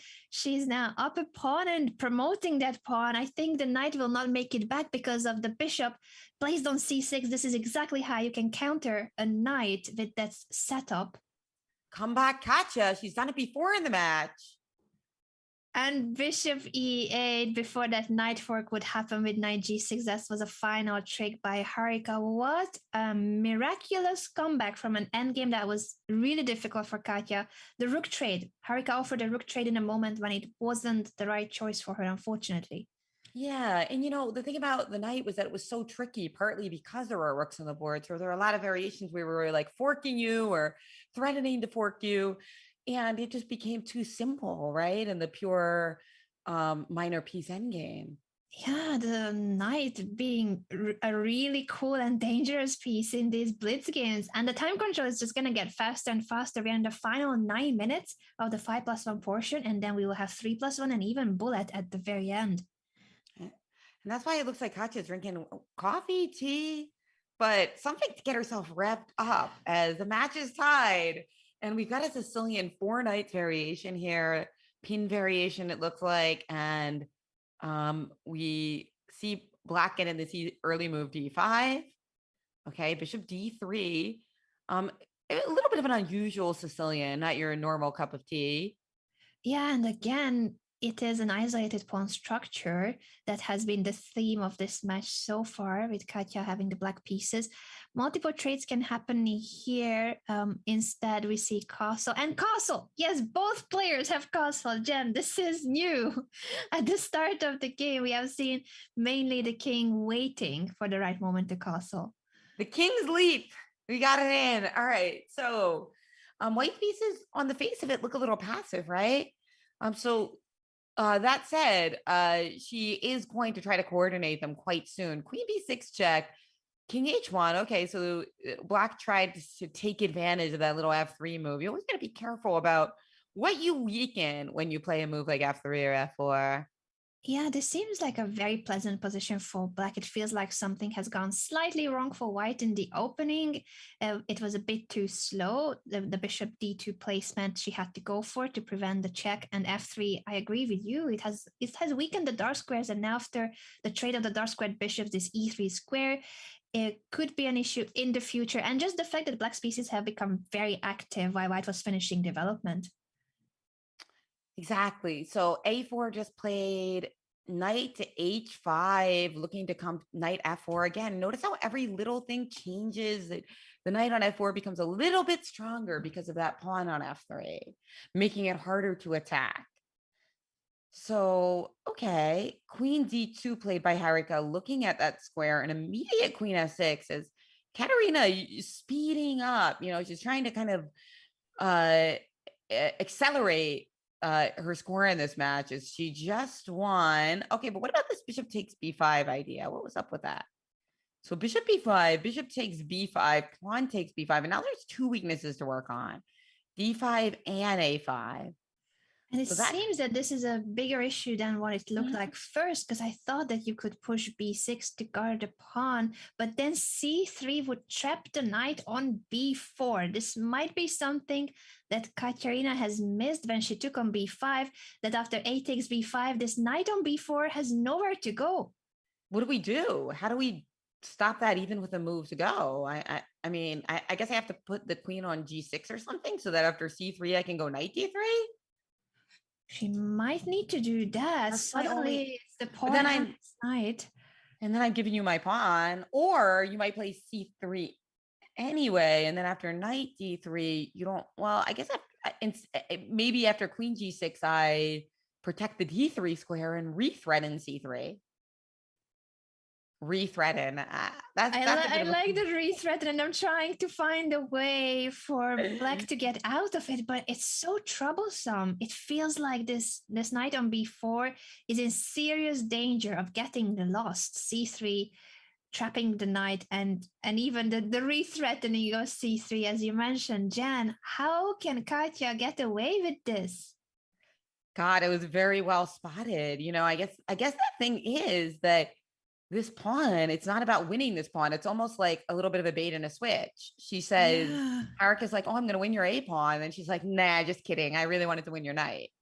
And I think feels like, sorry, Jen, I didn't mean to cut you there. Oh, no, I just thought Maybe she counted on knight takes b5 first and foremost, because that looked like a nice move for white too, threatening knight c7 fork and just the d file opening up. But 8 takes b5 was a lot stronger to take with the pawn, double the pawns, but it makes the b4 knight a very poorly placed piece. Well, look at what happened here.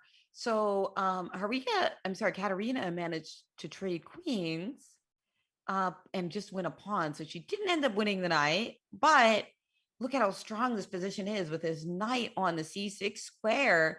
If you take that, we're going to have a monster pawn on c6.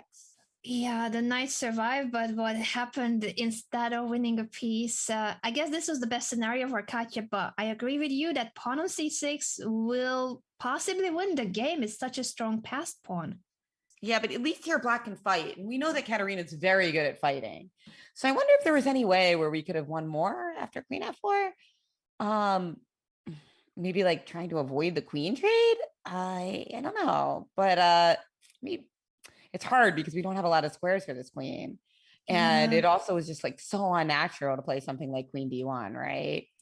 But it was a tough decision, and Harika made a very practical choice, saying, all right, I'm not going to win the knight, but I have an extra pawn, a pass pawn in an endgame. I think her current position too should be decisive advantage, but as you said, Katya still is in the game with a fighting chance. White has to be precise. Yeah, you got to be precise and not lose this pawn, right? So the key, a lot of people just would try to push it right away, but then you need to make sure rook c8 and rook e7 don't just round it up, because if they do, then there goes your advantage, right? Yeah, and here's lots of tactical patterns that help this c6 pawn stay on the board. If it was going to be rook a to c8, there's a knight fork with knight d6, and if you bring the e rook to c8, you're not really threatening to take the pawn because of the rook trade on the a file if white needs to trade. So king g1 just played as Harika tries to bring her king into the game eventually. Okay, it looks like we see a rook trade and rook c8 going after that pawn. That I mentioned that earlier. That is your advantage. And now, unfortunately for white, the c6 pawn is threatened. The f4 pawn is threatened. So something seemed to go a little bit awry here with the technical conversion here. Yeah, it feels like king g1 was a bit too slow. It's the right idea to bring the king, but you need to first look after your c6 pawn. If that pawn is lost, the advantage will be gone. So it feels like after g6, white had to go for something more direct. King g1 gave some of the advantage back, and now the c6 pawn is in serious danger. Yeah, but maybe I can still try to hold on to it and let you have the f4 pawn instead. What if I play for b4 here? And I try to play b5. Maybe, yeah. I mean, I know the problem is I don't like that my knight, I'm trapping my own knight, right? If I play for b5, then my knight will never be able to move. And after g3, knight d4, both the c2 and c6 pawns are hanging. So suddenly Katya is back in the game. It's going to be a rook endgame after the knight trade, which is now equal material. White still has a tiny, tiny advantage if we count this rook a7 having the 7th rank control. A slight advantage, but obviously it's nothing compared to when she had the pass pawn on c6. Yeah, this is okay, let's jump to the current position. Sorry guys. King f2 played. And now time-wise, Harika still has an edge and she's got that pawn, but I think that Katerina's super active rook is going to save the day. I think this will be a repetition of moves, meaning that indeed Harika from an advantageous position. Oh, she's still trying though. She's not going for the draw just yet, but it feels like Katya is no longer in danger, and this is again a miraculous escape by Katya, considering her knight was basically trapped on b4, and then she was down a pawn in an endgame with a c pass pawn. But wait, what about the clock, Anna? What do we have in the clock? Okay. You scared me for a second because I read it as 0-2, no. but there's 1-0-2. No, I meant the the overall time. Now that is 0.4321. This is indeed the final 5+1. I didn't realize this game, because of the end game, it went on for so long. We will not have another 5+1. This is the end of the first segment. 3+2, that is 3 minute plus 1 second increment, will be the next time control after this game. But who does that benefit, Anna? Who's been playing better with the time situation? It's a tied match. And it feels to me like Harika's had better time management, but when they get really low on time, sometimes Katarina is a little bit trickier. So to me, it's a toss up. Yeah, I fully agree with you on that. That Harika did better with time management. At the same time, Katya saved games with 1 second on the clock. So who knows? And it's just again one of these situations where it's 3-3 the result. This game is most likely ending in a draw shortly. But what a match. Only one of these ladies can make it to the final. And both of them are so deserving. I don't want to choose, but we already made our predictions for chocolate, obviously. Okay, but what's going on here? Is this going to be a draw indeed? Okay, so D7 gearing up as the pawns race. Does look like white's going to get there first, but the problem is the king and the pawn are going to coordinate to try to get enough counterplay here. So it should still be a draw, but you got to be really careful. These endgames are quite important. Yeah, Don't play this king is d4. very important not to place the king on the wrong square.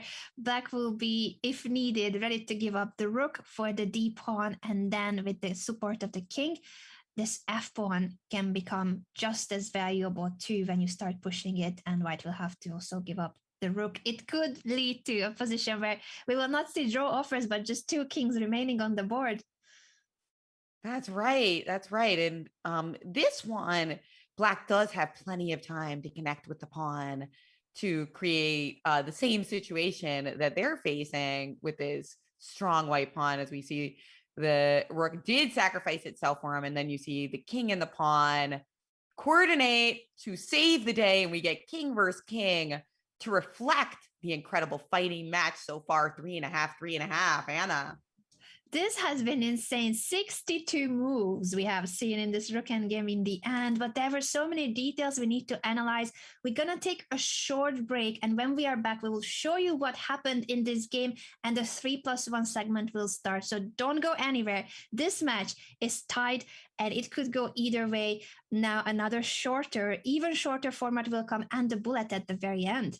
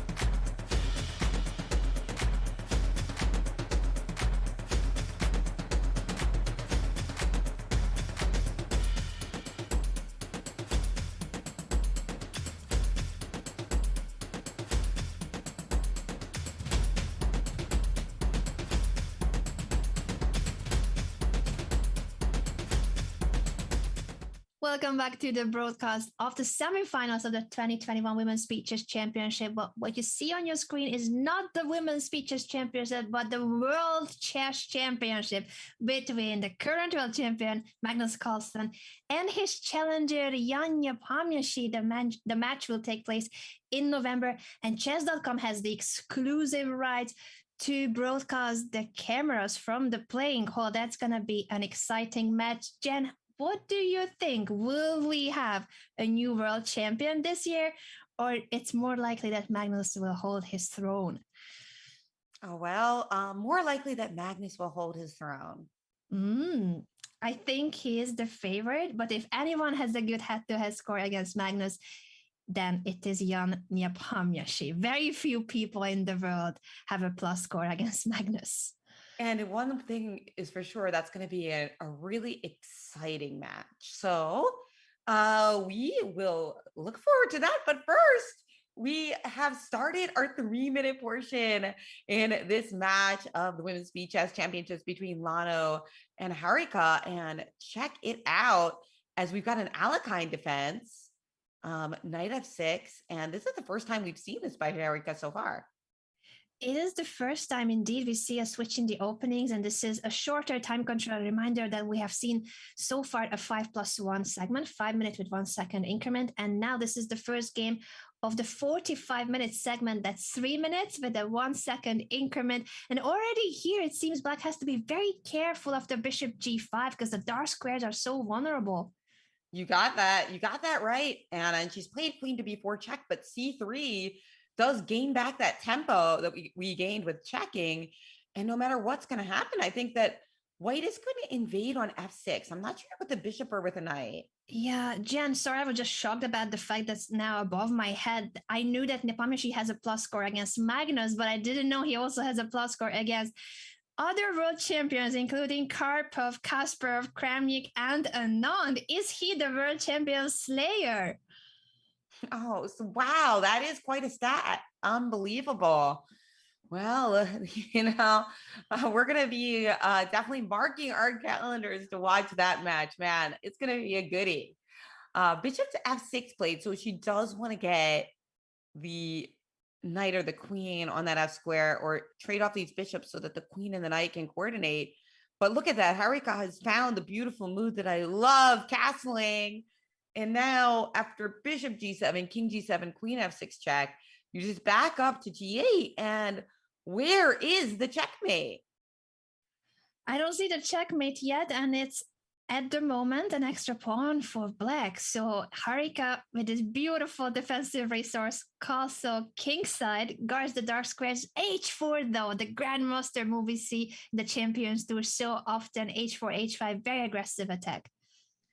Yeah, this is great. But you know what? I think this queen wants to come back to the defense. So she's going to take it on d4. And you think, oh, she's trying to win another pawn. No, she's trying to save her king's butt.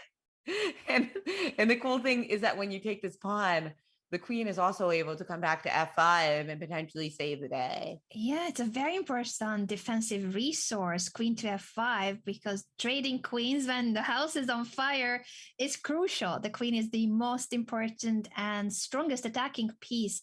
Queen f5 is something that Black was aiming for. So g4 prevents queen to f5.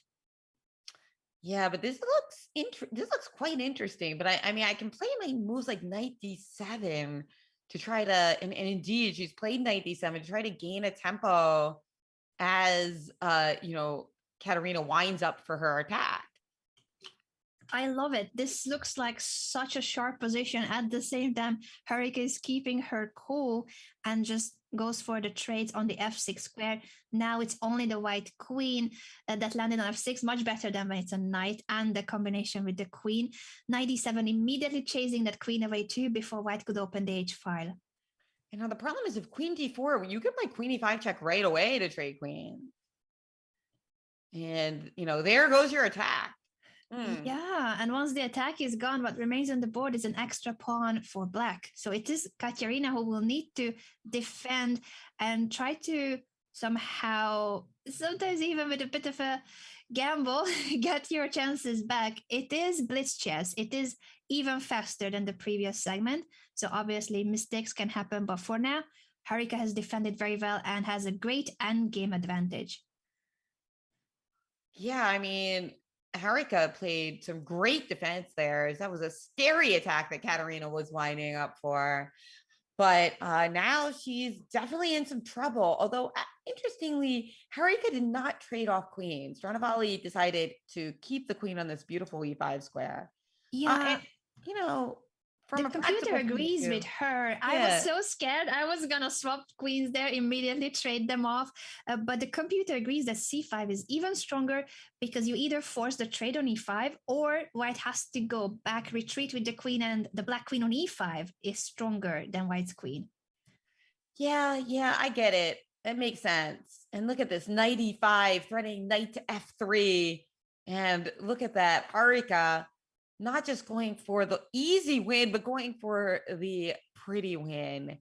As we saw her do something similar in another game where she played rook takes f6 and tried to win with real panache. Indeed, and whose king is weaker now? There is a knight fork with knight f3. By the way, is there a refutation to knight to f3? I don't think there's a reputation to knight f3. And not only that, I mean, we might even be able to start with queen d3 check because I'm just trying to see which move is better. They both look good. But no, knight f3 looks quite all right to me. I mean, are you thinking like queen f6? Yeah, Knight maybe g1? that's the trick. Indeed, Yeah, queen f6 threatening h6 and mate on g7. That was checkmate! After queen f6, that was checkmate in with knight h2. wow. It was missed. This is, of course, still very much winning for black, but black had checkmate in one. Goodness Nice me. spot. I mean, this is a really weird mating pattern. I've never seen this checkmating pattern before, so I think we need to call it the Rudolph mate. Yeah. It was just that I suddenly saw the bar jumping, and that makes you wonder, wait, why is it jumping to that extent? So knight h2, thanks to the rook on g1, it's checkmate. That's a great pattern, I have to say. Wait, what's going on here? How many times has this been repeated? Okay, I mean, doesn't black want to win this? Yeah, okay. So she stopped repeating and played queen h3 check. And let's just get to the current position as it is a bullet game. Whoa. Oh my God. What happened there? Yeah, black must have messed up because suddenly this is no longer winning. It's winning now for white. What? After e5, she allowed this queen takes g6 tactic that we were talking about in another game. Whoa. Oh my gosh. Bishop g4 allowing queen g5 check and rook g1. And white wins because we're playing rook takes g4 mate. What? This has been insane. Katerina has made some incredible comebacks, mainly from endgames, but this was checkmate in one for Harika. That's how decisive the advantage was. And Katerina survived and turned the tables fully. Well, you need to know the Rudolph mate. I was going to say the Anna mate, but there's already like the Anastasia mate, right? So true. It's got to be the reindeer. yeah, exactly. Yeah, that looks a bit like a reindeer, right? Not at all. Not at all. I just totally made that up. But I like it. You can see the pattern there. But yeah. Katya with this miraculous escape. Honestly, this has been just mind-blowing. Harika was winning. Even after missing the checkmate, she was still completely winning. So the position was decisive advantage for her. She missed a couple of occasions to convert it, and then Katya turned the tables fully. She's leading in the match now. That's right. For the first time in the match, Katerina Lagno has taken the lead. Unbelievable. Now, it's not that unbelievable that she missed a mate and won because the Rudolph mate is a very unusual pattern. So unusual that we just named it on the air. Never seen before and will never occur. Because the queen is like taking, it's both diagonally and vertically cutting off the escape square. So it's a bit unusual, right? It is very unusual. But she had a lot of opportunities after that. But hey, it's bullet chess or it's some kind of melange between blitz and bullet, right? 3 minute. It's got a little bit of a combination of both. Technically blitz, but it's got a lot of elements of bullet. The end of that game was certainly bullet chess with the 1 second increment only.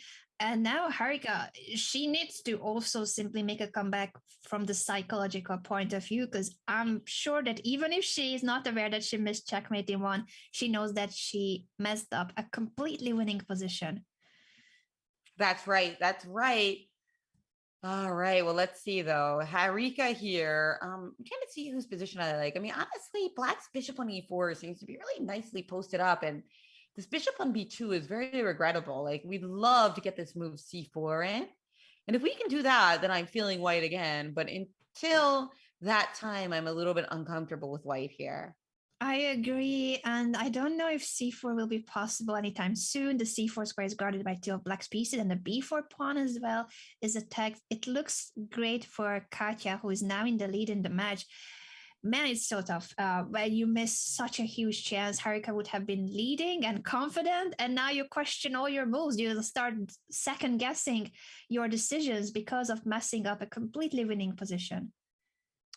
True, but I think that in these blitz games, they're able to recover pretty quickly because they know they have so many games in front of them, right?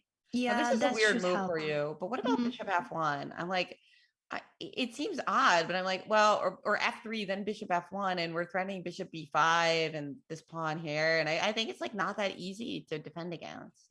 I'd like bishop f1 a lot with bishop b5 coming, so it seems a4 was not the best decision. It hasn't happened. Bishop f1 was not played by Harika. She's going for the rook trades on the e5, but this seems to be all right for black now. There's no longer a pattern winning an exchange. Yeah, and I feel like there's a lot of attacking opportunities here for black, and we know that Katarina knows how to attack. Just because Yeah, of the weak pawn on g3, I guess we're going to be compelled to play f4, creating some weaknesses. Maybe it's not the end of the world, but a nice little a nice little thing square to chew on now for black on e4. for sure. At the same time, now the g2 bishop finally is happier. It has an open diagonal again. The b2 bishop can't say the same just yet. So bishop e4, getting it back into that strong position. Okay, queen e2 hits that knight, so we expect it to just go back, and indeed that's what happened. It So seems like that. Yeah, now knight f6 guards the queen, so it's no longer a pin. and white can try to play queen b5 at some point if she wants to trade the position down and make sure that there's no issues with her slightly weaker king. Mm-hmm. C4 at last, the bishop is back in the game. The question is, what happens here with the captures? They take c4, bishop takes g2. There are a couple of orders that to calculate which move order is better. So she tried this way, thinking that if queen takes e2, knight takes e2, takes on c4, there's simply no issues because your pawn on c4 will be way too weak to worry about. And I think that's true. I think that is true. And don't forget, if this knight moves, bishop takes f6 is on the air. Very true. We have seen that damage pawn structure in front of the king already in the previous games. So that is a threat. Now after queen takes c4. Oh, she doesn't go for queen takes c4. Maybe she was worried about queen e4 check. It looks scary for sure. So queen trade happens, but that means that black 4 now is up a pawn. Yeah, black's up a pawn, but I don't know how easy it will be to hold on to it because these pawns on c4 and a4 are so weak. Like, we just go back to c3. Oh, I guess what do you do? Knight c3. Don't we just win the pawn back right away? Because you can't play b5. I mean, and that's funny. Like many moons ago, this pawn move a4 really allowed white to have these extra possibilities. Bishop f6 for sure. Our knight will be in the regrettable fianchettoed position, but I think we can recover from that. Yeah, this knight in game now, it was a very good point that after knight c3, there was no way of keeping the extra pawn. It's finally a lot more balanced, but what a sharp position this has been again. And who knows, with knights on the board, we have seen so many tricks. It could go still in one of the players' favor. This position should be a draw, especially. Can they even trade? No, maybe if they were gonna trade, white was gonna win in the end because you get the c3 pawn, and the king and pawn game should be winning with the distant pass pawn. So black is keeping the knight on the board. Can they trade now? Well, they only have 10 seconds. So if you don't have to trade, it's better not to calculate. But she was confident here that her king was getting back in time to maintain the equilibrium. And it looks like she's right. Well spotted, well used time there. It's good for black that the white pawns are only on the 4th rank. There could have been still the very typical pawn break if the pawns were on the 5th rank.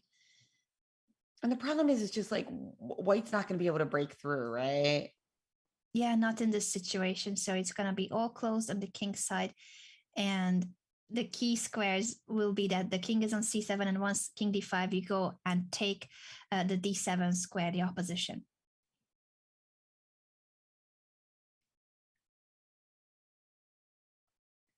Nicely presented endgame defense here with the triangulation and the key squares for each king. This was such an exciting game, ended in a draw, which means that Katja keeps her lead. But again, we see in every single game, both players having chances. I feel like Harika will get more chances in the remaining 30 minutes. We still have half an hour left of this 3+1 segment, 3 minutes with 1 second increment. And again, she plays e4 and knight f6. She got into some serious trouble with this knight e4 bishop g5 time last time. And this exact same line is being repeated, which surprises me because it seemed like Harika was in trouble. But maybe she really felt like she had it under control. Remember, that was the game where she played queen e5 check, kept the queens on the board.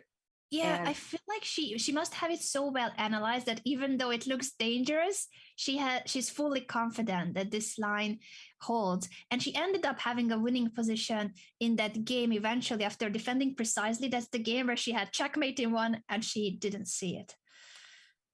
Yeah, but no, seriously, it was a weird checkmate, guys. So no fault to her for losing that game. Although I will say, from a practical point of view, I was applauding her for winning in an interesting way. But hey, sometimes it's just good to be boring in blitz chess, right?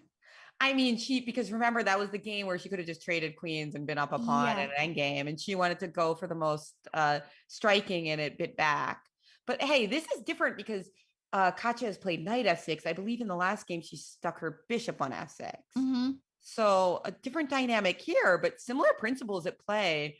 Black has got an extra pawn, and when she takes on d4, it's not just about taking a pawn, it's also about getting that queen back into the play.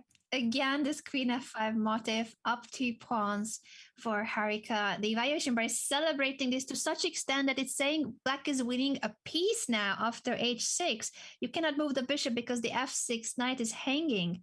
Oh, we just can't move the bishop to any squares because e3 is covered, f4 is covered. F4 would allow bishop takes f6. So instead, sacrifice with knight e4 was Katarina's idea. I mean, you might think that this is losing for white. The computer might think it, but hey, it's still a blitz game and she's coming after the king. She's going for it. I don't know how intentional was this sacrifice, but she has to go all in now with knight e4. And if h takes g5, will she play knight takes g5? Then still queen f5. It feels like black has more than enough for the defense. That's the problem. That pesky queen f5 move is going to be brutal because it just trades everything. That's why she castled instead. But can queen f5 still be played? Indeed, there it is. The board, indeed. Such a cruel move for white because you either trade queens or you have your f6 knight lost. And this was her idea, to open up the rook position to give herself some chances, even with queens off the board.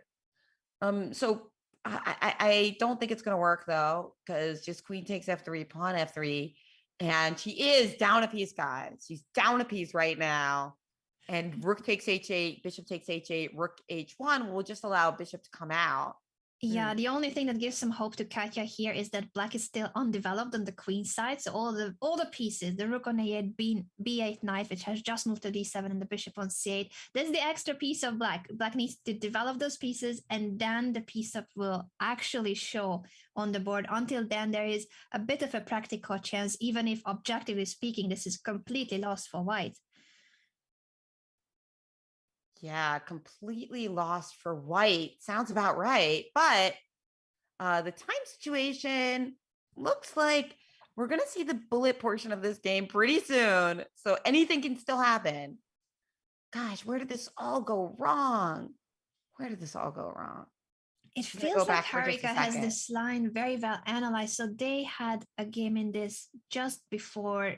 But Harika, even though it is quite some risk that black is taking by having to move the king, but she must have it so well analyzed that she's not afraid of any of these positions. And she proved it right again, that with the idea of bringing the queen to f5, her king will always be safe. Yeah, I mean, people always say that it's easier for the attacker in blitz chess, and usually that's true. But if your opponent has things worked out and has a very simple plan of defense, queen a5 check, take on d4, bring the queen to the defense, the tables could really flip, and it could be the attacker under pressure. That's what we've been seeing in this opening. We're very well selected by Harika. And what I love about what she does when she plays these speed chess championships, and you see a lot of the great players in the speed chess champs do it. Maiden one, threat alert. Now this one's a little bit more pedestrian. We've seen it before. Yeah, Jen, you were saying about her preparation in the speed chess matches. Yeah, well, I think the great speed chess championships, a lot of the players, they have an opening that they don't bring out until the middle of the match. When you're already a little tired, when the time control just changed, and then they switch it up. And you see that's what Harika did in this game in this match with the Alekhine. And so far, it's working fantastically. I mean, she should have won both games. We'll see if she wins one of them, but she definitely should have won the last one as well. Yeah, very well spotted too. Again, that she obviously prepared for this match with that opening in mind, but she didn't use it at the start for a reason. She brought it out later for the faster time control because it seems like a bit of a dubious position. But the faster the time control, the more difficult it is to refute those kind of positions over the board.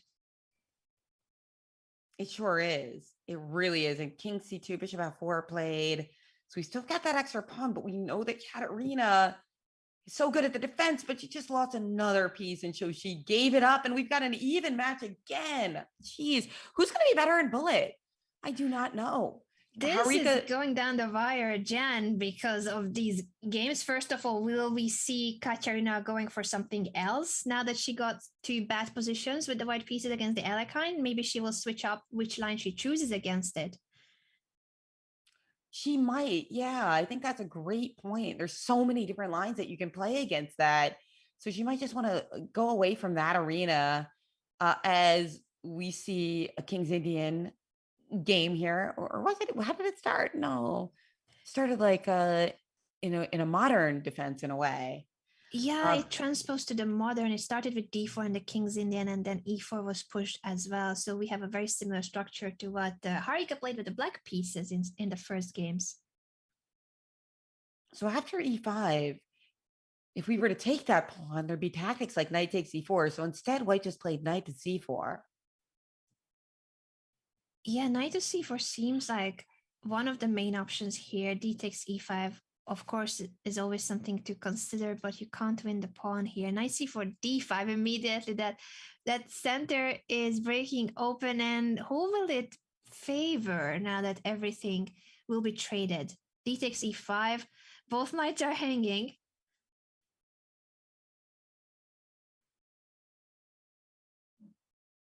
Both knights are hanging. That's right. I wonder what will happen if, well, first of all, you can take on e4, but then there's a choice. Do you take on e4 or do you take on c4? And also white can just say, I'm not going to move this c4 knight away because the moment you take my c4 knight, the e4 knight is hanging still. It was an interesting dynamic way of defending the two knights. So, okay, so now what's going on? Material-wise, at the exact moment, the pawns are totally equal, but both e5 and e4 look super vulnerable, right? So yeah, I wonder. Look at these. Bishop e6 makes perfect sense to develop the pieces, put pressure on the c4 knight, and if knight takes e6, after f takes e6, black does have doubled pawns, but this e5 pawn for white is separated from the rest of the pawn chain. It might become vulnerable.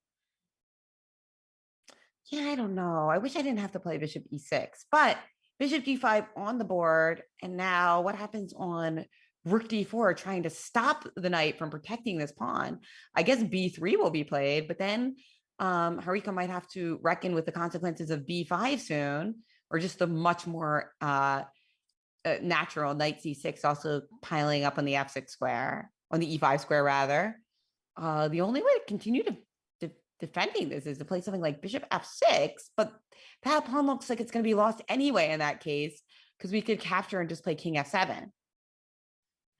Yeah, it could have been the case. Rook d5. Now 3 of black pieces are attacking the e5 pawn, so it's going to be captured, it's going to be lost. But even then, with black having an extra pawn because of the e-pawns being doubled, it's an advantage that you can't really convert. You cannot create a pass pawn out of those doubled pawns. That's true. That's true. So even if we take on e5, it is not going to be smooth sailing for Katerina. This has still got a lot of play left, even if she wins that pawn. And there it is. She just has taken the pawn.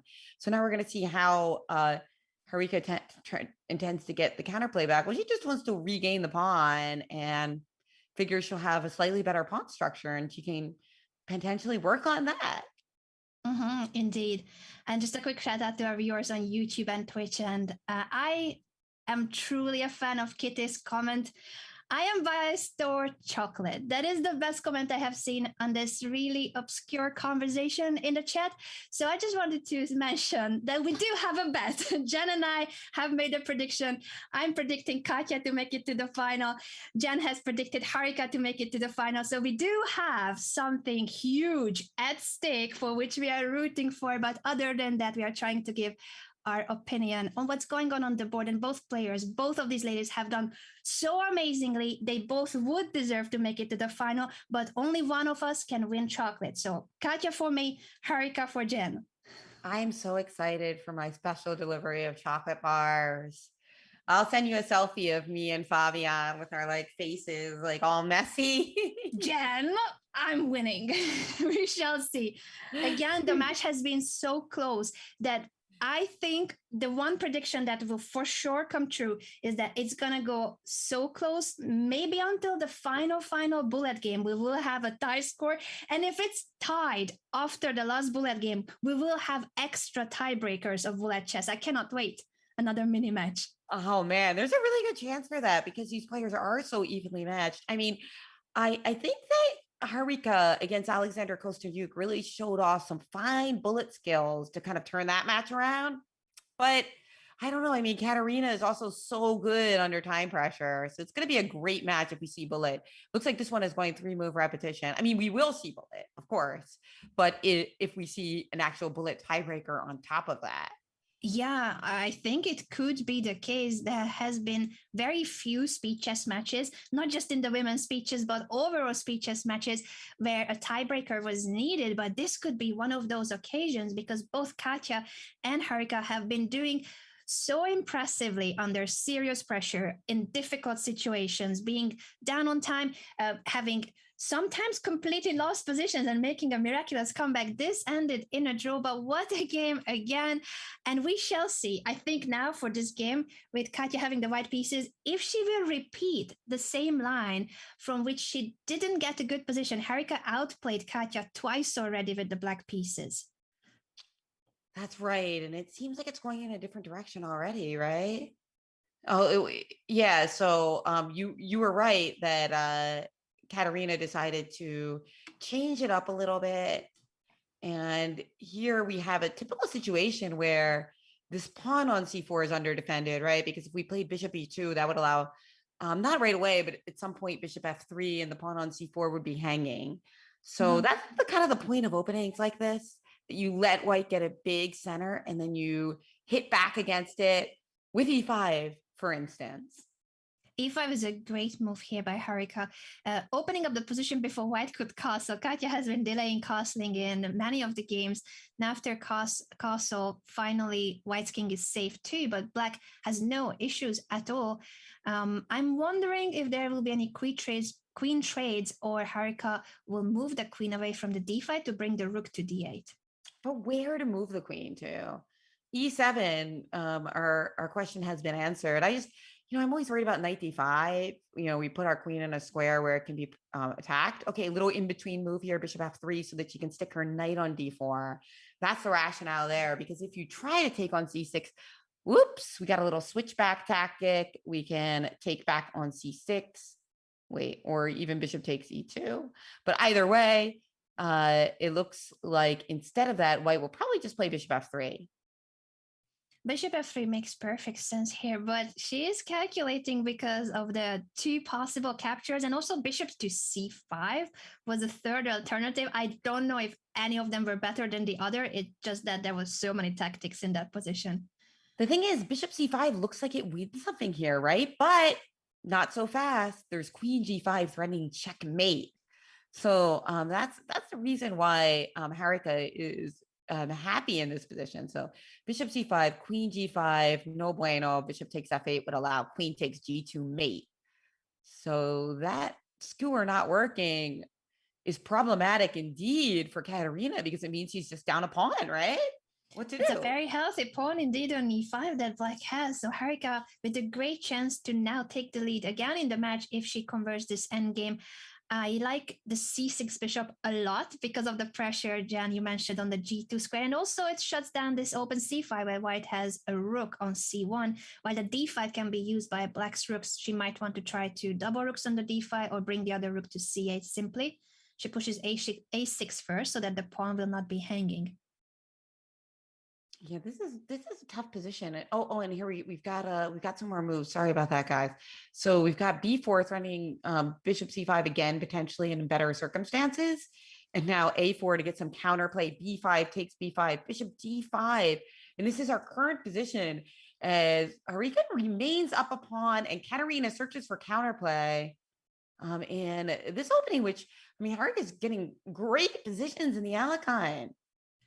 She has been doing so well. Again, her preparation has been incredible, very impressive with the surprise lines that she has prepared for every single speed chess match. And again, this Alekhine defense, which is not the refutation of any opening, but it's the surprise element that makes it so powerful. And it's a dubious position. It's a sharp, risky situation in which she is more at home. She has it very well analyzed. So kudos to her again for the preparation she has done for this match. It's paying off. It has been paying off very, very much with the black pieces, especially.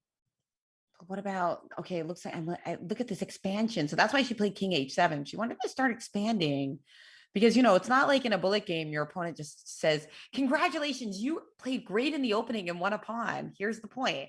No. You have to actually win the game. That's the hard part, right? Indeed, she still needs to convert. And Katya has done some incredible job at making a Mission Impossible comeback doable. I don't know how she did it in some of the previous games, but she's a fighter and she will try to again somehow escape from this bad position. I mean, imagine if bullet chess did work that way. Like when you got a great position, it was just like, oh, you win. Like how different chess would be.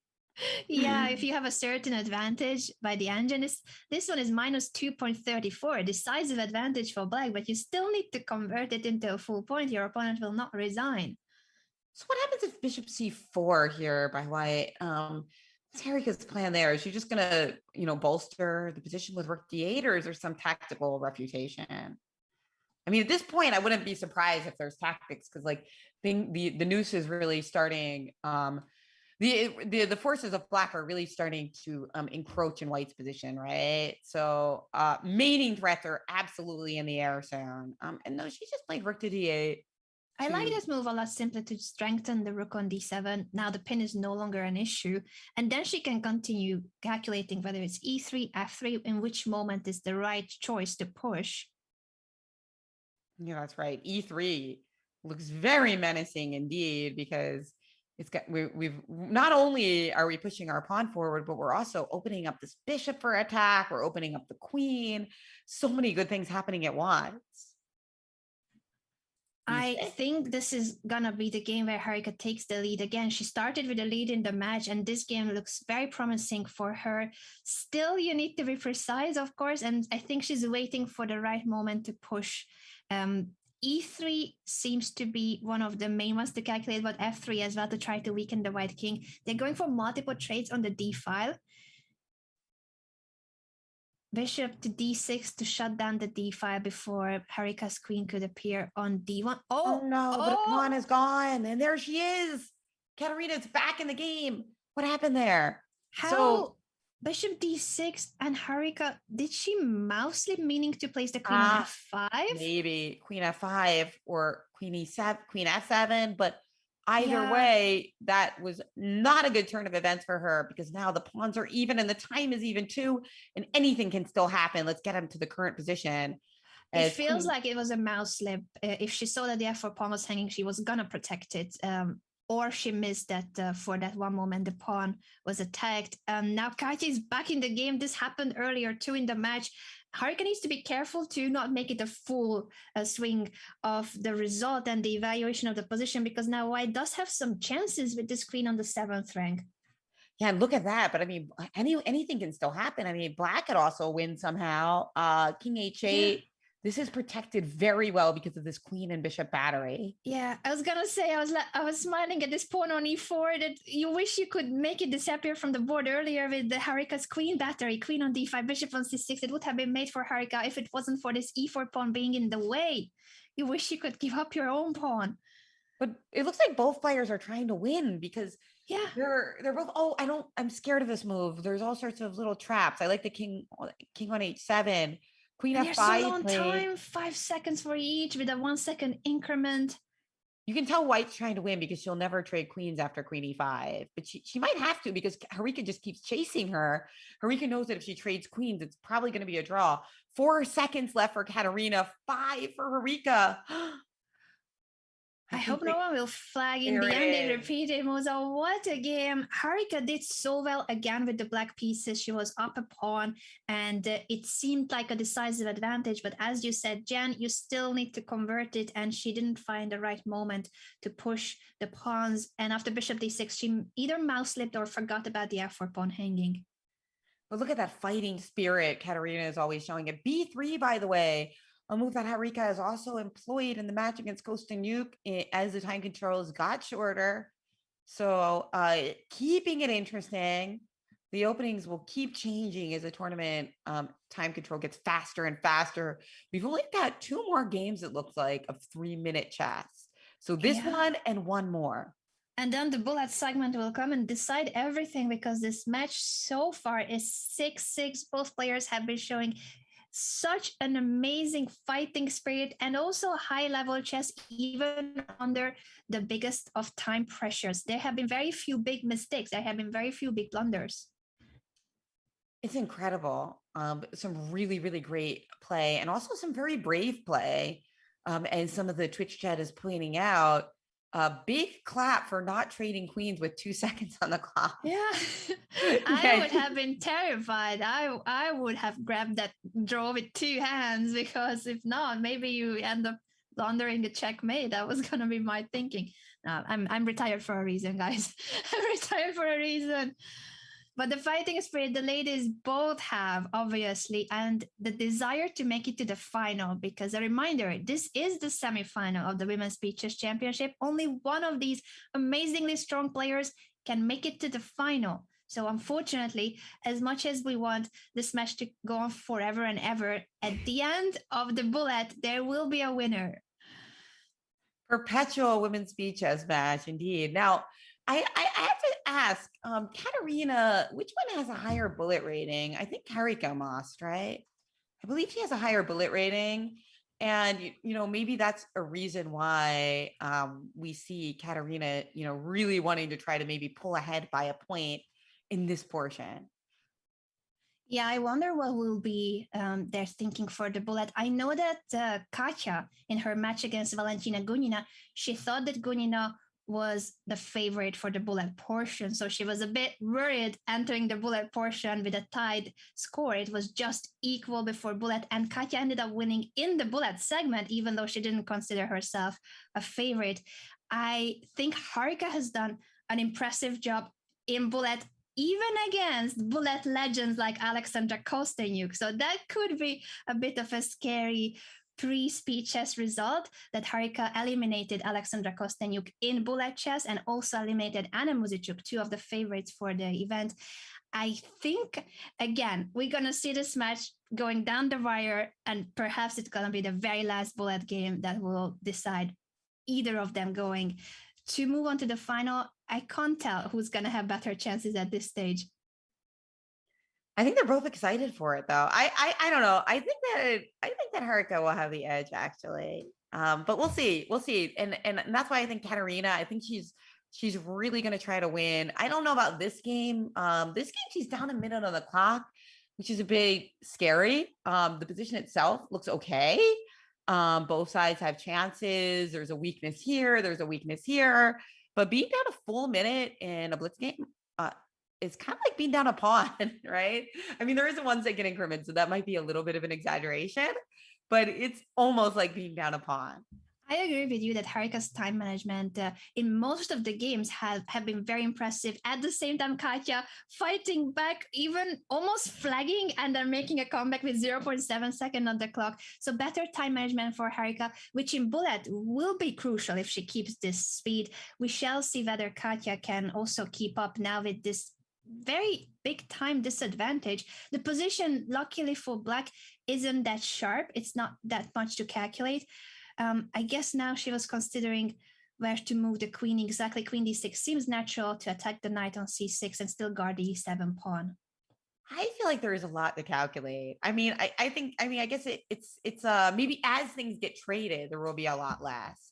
But right there, it seemed like there was a little bit of a crossroads where we had to make sure we didn't trip. But indeed, it looks like Katarina Lana has managed to get out of this unscathed, as she just played rook to a8, and now she's going to win her pawn back because I think b4 is forced, right?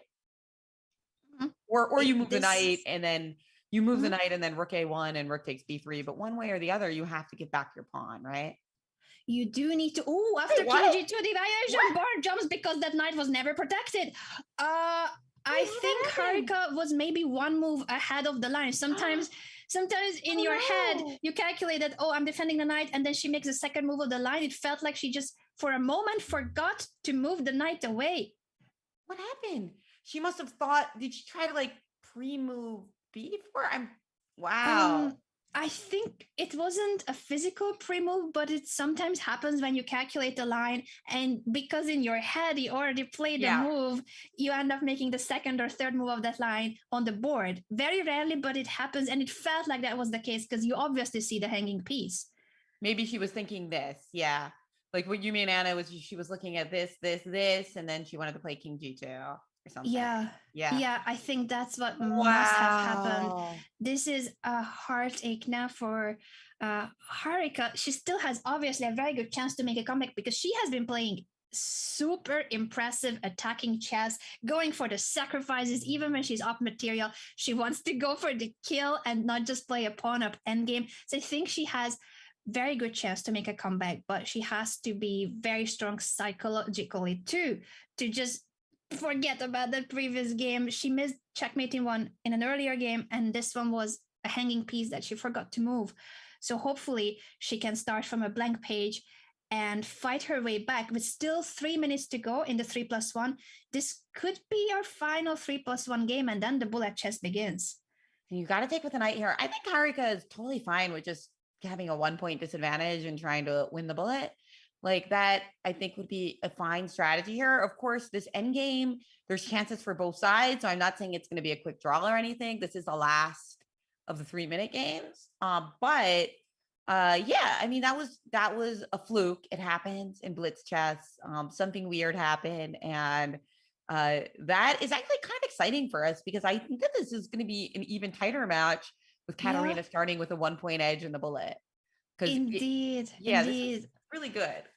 Harika could well be leading with 1 point here. That's how close this match has been, 1 or 2 points even, because she had so many winning chances. At the same time, we also need to give credit to Katerina for being such a fighter that, yes, she had some really, really difficult and lost positions, but she kept fighting, she kept trying, and you only get lucky if you keep the game going with fighting strong moves. That's right. It is an incredible skill in blitz to keep the game going. Now, speaking of keeping the game going, we know that neither of these women like draws. So, I mean, they like to keep fighting. They love to keep fighting. And I have to say, I feel like Black's position a little bit easier to play in blitz. She does have 2 knights versus 2 bishops. So usually that would be an edge for the bishops. But look at these kind of juicy squares for the knight, like knight b4, which would leave this pawn on c5 vulnerable. This knight is poorly placed. So yeah, I think Harika's gonna maybe go for some pressure here. I think this is a great position for Harika, and maybe it will mean that if she keeps going this way in this endgame, it is not the as big of an advantage as the advantage she had in some of the earlier games, but this is a very long-term positional advantage that she can keep increasing with natural moves, time advantage, positional advantage, and if she wins this game, we got to enter the bullet portion again with an equal score. And look at those two knights. Look at how they're wrecking havoc on the position. They're not easy to play against. Oh, Oh, rook it takes seems d5. that this was a blunder because of rook takes d5. Harika plays it immediately. She spots the tactical pattern. After knight takes d5, knight d2 picks up the c1 rook. So it's a piece up for Harika. That's right. Rook takes d5 and knight e2. Those knights are so hard to guard against. And that seems really like a just result considering the mouse slip or the slip in the round before. Now, Indeed. Wait, do we have another 3-minute game? Yes, We because do. Katerina resigned with 32 Wow. seconds to go. So we get to see a final blitz game with 3+1 being the time control, 3-minute, 1 second increment. What That's a telling. match. That is telling, Anna. I think it's quite clear Katerina thinks that she has a better chance in 3 minutes than 1 minute. Because otherwise she could have just played a few more moves out, right? Yeah, if she really wanted the bullet portion, she could have kept that game going. You lose the game still, but there wouldn't have been another blitz game. Even though she gets the black pieces in this game, she still wants a chance in a longer time control, which I think indicates that she believes she's a small underdog in the bullet. Of course. So this is really interesting where that strategy of the clock kind of comes into the players' heads, right? Yeah. To the question, is stalling allowed? I wouldn't call it stalling. It's not like you have checkmating one on the board and you don't resign and you wait for your time to run out.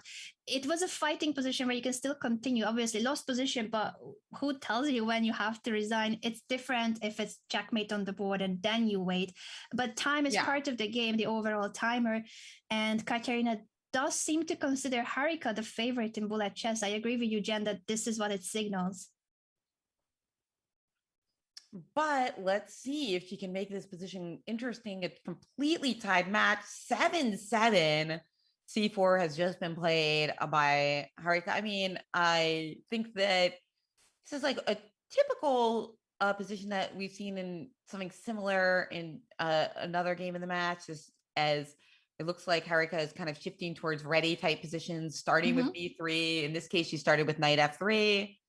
I don't know. Who do you prefer in these positions? I like the bishops of Harika here, the double fianchetto, and this bishop now on d4. White also is ahead in development. Queen a5, pointing out that this a3 knight was not protected, and also after knight b5, I guess black was going to continue with a6, chasing the knight further away. So Katerina ends up finishing development, but the bar is showing quite some advantage for white. I wonder if there's anything concrete now with tactics. The d5 pawn is taken, the e2 pawn is also hanging. There's knight c4 coming if black doesn't stop that knight jump. So she did not take back on d5. Instead, she played bishop e2. Now we have rook e1 and what's going on? Rook c8, little in between move. Queen b2. Now the bishop is hanging because of both the queen and the rook e7. So you're just going to take on e7, and then there's going to be a pin here. And then it's not, that's going to be the problem here, right? Yeah, Harika's position is crushing after the e7 pawn is gone. Indeed, Jen, it's not just the extra pawn and the d pass pawn, but also the long diagonal. It's going to be even more material that Harika can win. It seems that this previous comeback, she doesn't even take on e7, but pushes this is beautiful. Better. That's but this even is a better stronger. move. Yeah, it's a better move. No time for knight e8, because I was thinking, rook e7, maybe we could like play knight e8 and live to see another day. But this move looks fantastic. And now, okay, I was thinking at first bishop f6 and d7 were possible, but me too. And I didn't see the g4 bishop looking back. But knight c4 starting off is, gosh, that looks like a really good one. Queen a6. She keeps going with killer moves. Knight to c4 to continue improving white's pieces. Now takes on e7. Just takes on e7. And okay, so the queen does protect the knight here momentarily. So that's useful. But long term, it's not going to help. Because we could also, what can we do here? Well, if we take Knight on f6 needs right to away, bishop go. takes f6 hits our queen. So we don't want to do that. So knight a3 with the idea of knight d5, looking for knight takes d5, bishop g7. And then there will be mating ideas was Harika's choice. Okay. So she loses the pawn temporarily, but what's going to happen after knight d5? This is the main question. After knight d5 is still rook trade, and this f6 knight is hanging. So Katerina takes on d5, allows the capture of the g7 bishop. Now white has a very strong control of the dark squares, and it seems that again after bishop e6 the position is completely winning, because how do you prevent checkmate if this bishop goes to h6 or h8? The diagonal is so vulnerable. Well, I guess you have to play f6, but then this hangs. And then it doesn't hang right away because there is queen takes e6, but just bishop f6. That's what Harika plays. F6, yeah. Very simple and strong. Okay, let's see how she finishes this off, guys. Can she put her bishop back to h8? Back, now that there's no f-pawn blocking anymore. Bishop d5 probably was winning with rook e8 check, but she just plays bishop d4, which was gotta be sufficient as well.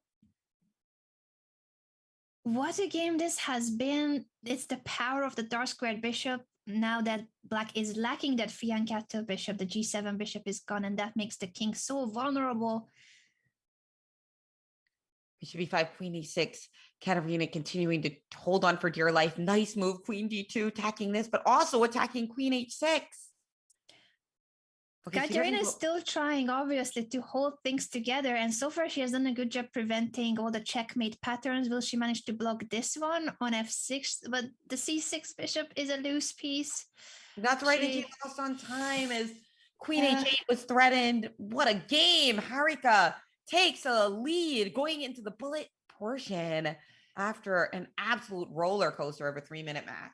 She had to tie the score first and then even ends up winning a second game in a row, taking a full point lead going into the bullet portion. And if Katya considers Harika the favorite for the bullet, this is gonna be a very exciting and a difficult battle. We will show you guys this final game, some of the key details of this final game, and then the bullet portion will start after a short break. So don't go anywhere.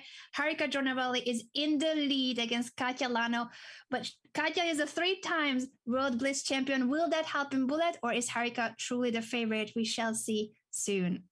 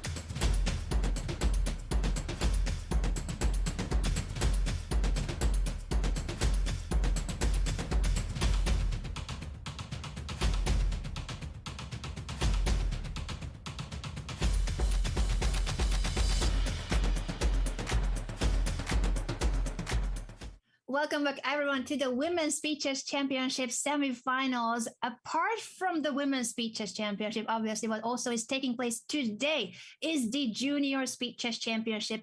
That's where we're going to head over right after our match is over. So don't go anywhere. You should stay here for the entire day, full of action speeches for the ladies, for the junior players, and also the overall Speeches Championship coming up later. $35,000 for the top junior players in the world.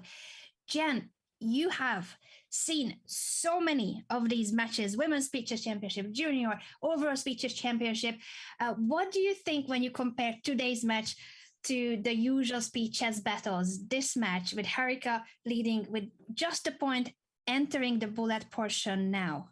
Well, the game is underway, Anna, and I guess I would say that this is one of the closest ones I've ever called. I mean, most of the match, they've been tied as we enter E4 Knight C6 opening. So again, Harika keeping it different, keeping it constantly moving that ball as Katarina, who loves to attack, looked like she's gearing to go queenside. Harika's preparation has been impressive. For every speeches match, she has a new idea, new surprise lines to bring. But Katya was mainly the one who, even if she was in a worse position, made miraculous comebacks. Now with the bullet chest, time management will become an even bigger, even more important part of the game. And Harika was the faster player, so we shall see if Katya can keep up. So far, it's just the same amount of time. They had 51 seconds in the moment I was talking about time management, but this is gonna be the final segment. Everything is at stake. Only one of these very strong players, amazing ladies, both of them so deserving of qualifying, but only one of them can make it to the final. Well, this game, I think that it's very dicey. I mean, they're both playing so quickly. Fantastic. I like this last move by Harika playing knight h5, looking to get that knight into the f4 square. Bishop g3. Katarina really does not want that to happen. So she's willing to give up one of her beautiful bishops to stop it. And look at that interesting imbalance. She's taken with the f pawn, which gives her an open f pile to work with, but her pawn structure is now nicked. The pawn structure indeed, and the space advantage for white on the queen side of the queen e3. It's going to be interesting to see whether those double pawns will be an issue or not. For now, black does have an e pass pawn because of the f pawn not being on f2 anymore. So that is a chance for Harika to use this pawn in the future. I like how the queen on e3 was there to make sure that the a8 rook cannot be developed just yet, because the a7 pawn will always be in the air. But Harika says, you know what, I'm giving you the pawn and I'm going for the attack myself. Look at that. She's taken a pawn, but now takes on g3, queen g3. She's going to lose her rook on f1. And Harika is going to take a 2-point edge. And there it is. Harika wins the very first bullet game. It felt like Katya preferred the 3+1, 5+1 from what we have seen in her overall time management. And now Harika with the 2-point lead. It's a very difficult situation for Katya to make a comeback from. Yeah, this looks like a good start, though, as I like this type of game for bullet chess. You know, there's a lot of richness to it. If you can speed up and win one game, it'll still just be that 1-point margin. So let's see if she can do it here. She's played rook to d8, and now bishop f5. Not even taking on d5. I was expecting rook takes d5, but plays bishop f5 first to guard the e4 pawn, and now takes on d5. With 22 minutes to go in the bullet portion, anything can still happen. But obviously now it is Katya who has to make a comeback from a difficult match and psychological situation too. Similarly, how Harika had to forget about the games where she had a winning position and didn't convert it. So this match has been very intense, back and forth, who is leading in the match. For now, it does feel like Harika has the upper hand in the bullet portion, but there's a long way till the end. 21 minutes and a half is exactly what's left from the match. I feel like this game's really important. I mean, I wouldn't call it a rubber game, but it's like it's just so crucial not to lose this game, because giving a 3-point edge with so much left on the clock is huge, whereas it's almost equal if she manages to win. And I do like this this doubling on the c file, although the trade, okay, rook c1, and now Harika just has almost 20 seconds more time than Katarina. Yeah, Harika's time management has been better. At the same time, Katya was still doing well under massive time pressure, almost flagging in one of the games and still escaping time wise and position wise too. I like the rook on d2, but also white pieces have gotten more active. But look at this. She's taking off a lot of pawns potentially. Bishop takes f5, rook takes e2. I like that this move on bishop c5 stopped the knight from getting to this juicy d4 square. So even in bullet, Harika's like, let's stop the counterplay. And, it's so instructive. Very instructive. I love how this match has been both of these ladies going for it with whichever color under any circumstances. Never a dull game, even when it was a symmetrical position, they still found ways to make the game exciting. Now I feel like Harika, with this pin on the b file, it felt like she had a good chance. Maybe she didn't have to take on b4 just yet. She takes so that now she can grab the pawn on f7. Yeah, and look at all these trades in the position. Rook c8, be careful here. King g7, you got to be careful about these little tricks. Again, the tricky knight moves and knight 4x. The a pass pawn is running, so Katya is down a pawn, but this pass pawn is a strong one that could compensate for the lack of the pawn on the king's side. Although on the other hand, the knight and the rook can combine to cause some havoc as well. But look at this. Okay, knight to c2, a2 square is covered. Okay, but if we play a2 now, what happens? Well, she's played rook b1, and oh, because of counting on the pin, but the checks can make sure that white can get out of the pin. So Harika has one day pawn, up 2 pawns in a knight endgame. She's leading with 2 points in the match, and this could be a third one that she wins in a row. Oh yeah, that was very clever. Just using the rook to check and then finally getting out of the pin with knight b5. We can look at that after this game is over. But yeah, this one looks like it's going to go Harika's way as well. And that is going to be a nearly unsurmountable lead. But I say nearly because with something like 17 minutes left on the clock, you can still win a few games in a row. But that's what you have to do. You'd have to go on a streak at this point as Harika's about to take a 3-point lead. Very impressive endgame taking by Harika. That a pass pawn was the only hope for Katya, and Harika found this tactical pattern with which the pin didn't matter thanks to the rook checks. Now this king and pawn endgame is completely winning, so Katya resigns. It's a 3-point lead for Harika now, and the world champion of Blitz, Katya Lagno, is a 3-time world Blitz champion. Maybe Bullet is not that close to Blitz, but it's speeches. It's a form of speeches. Harika has done an impressive job of eliminating some of the favorites of the field, and she might take down today the #1 favorite of the speeches event.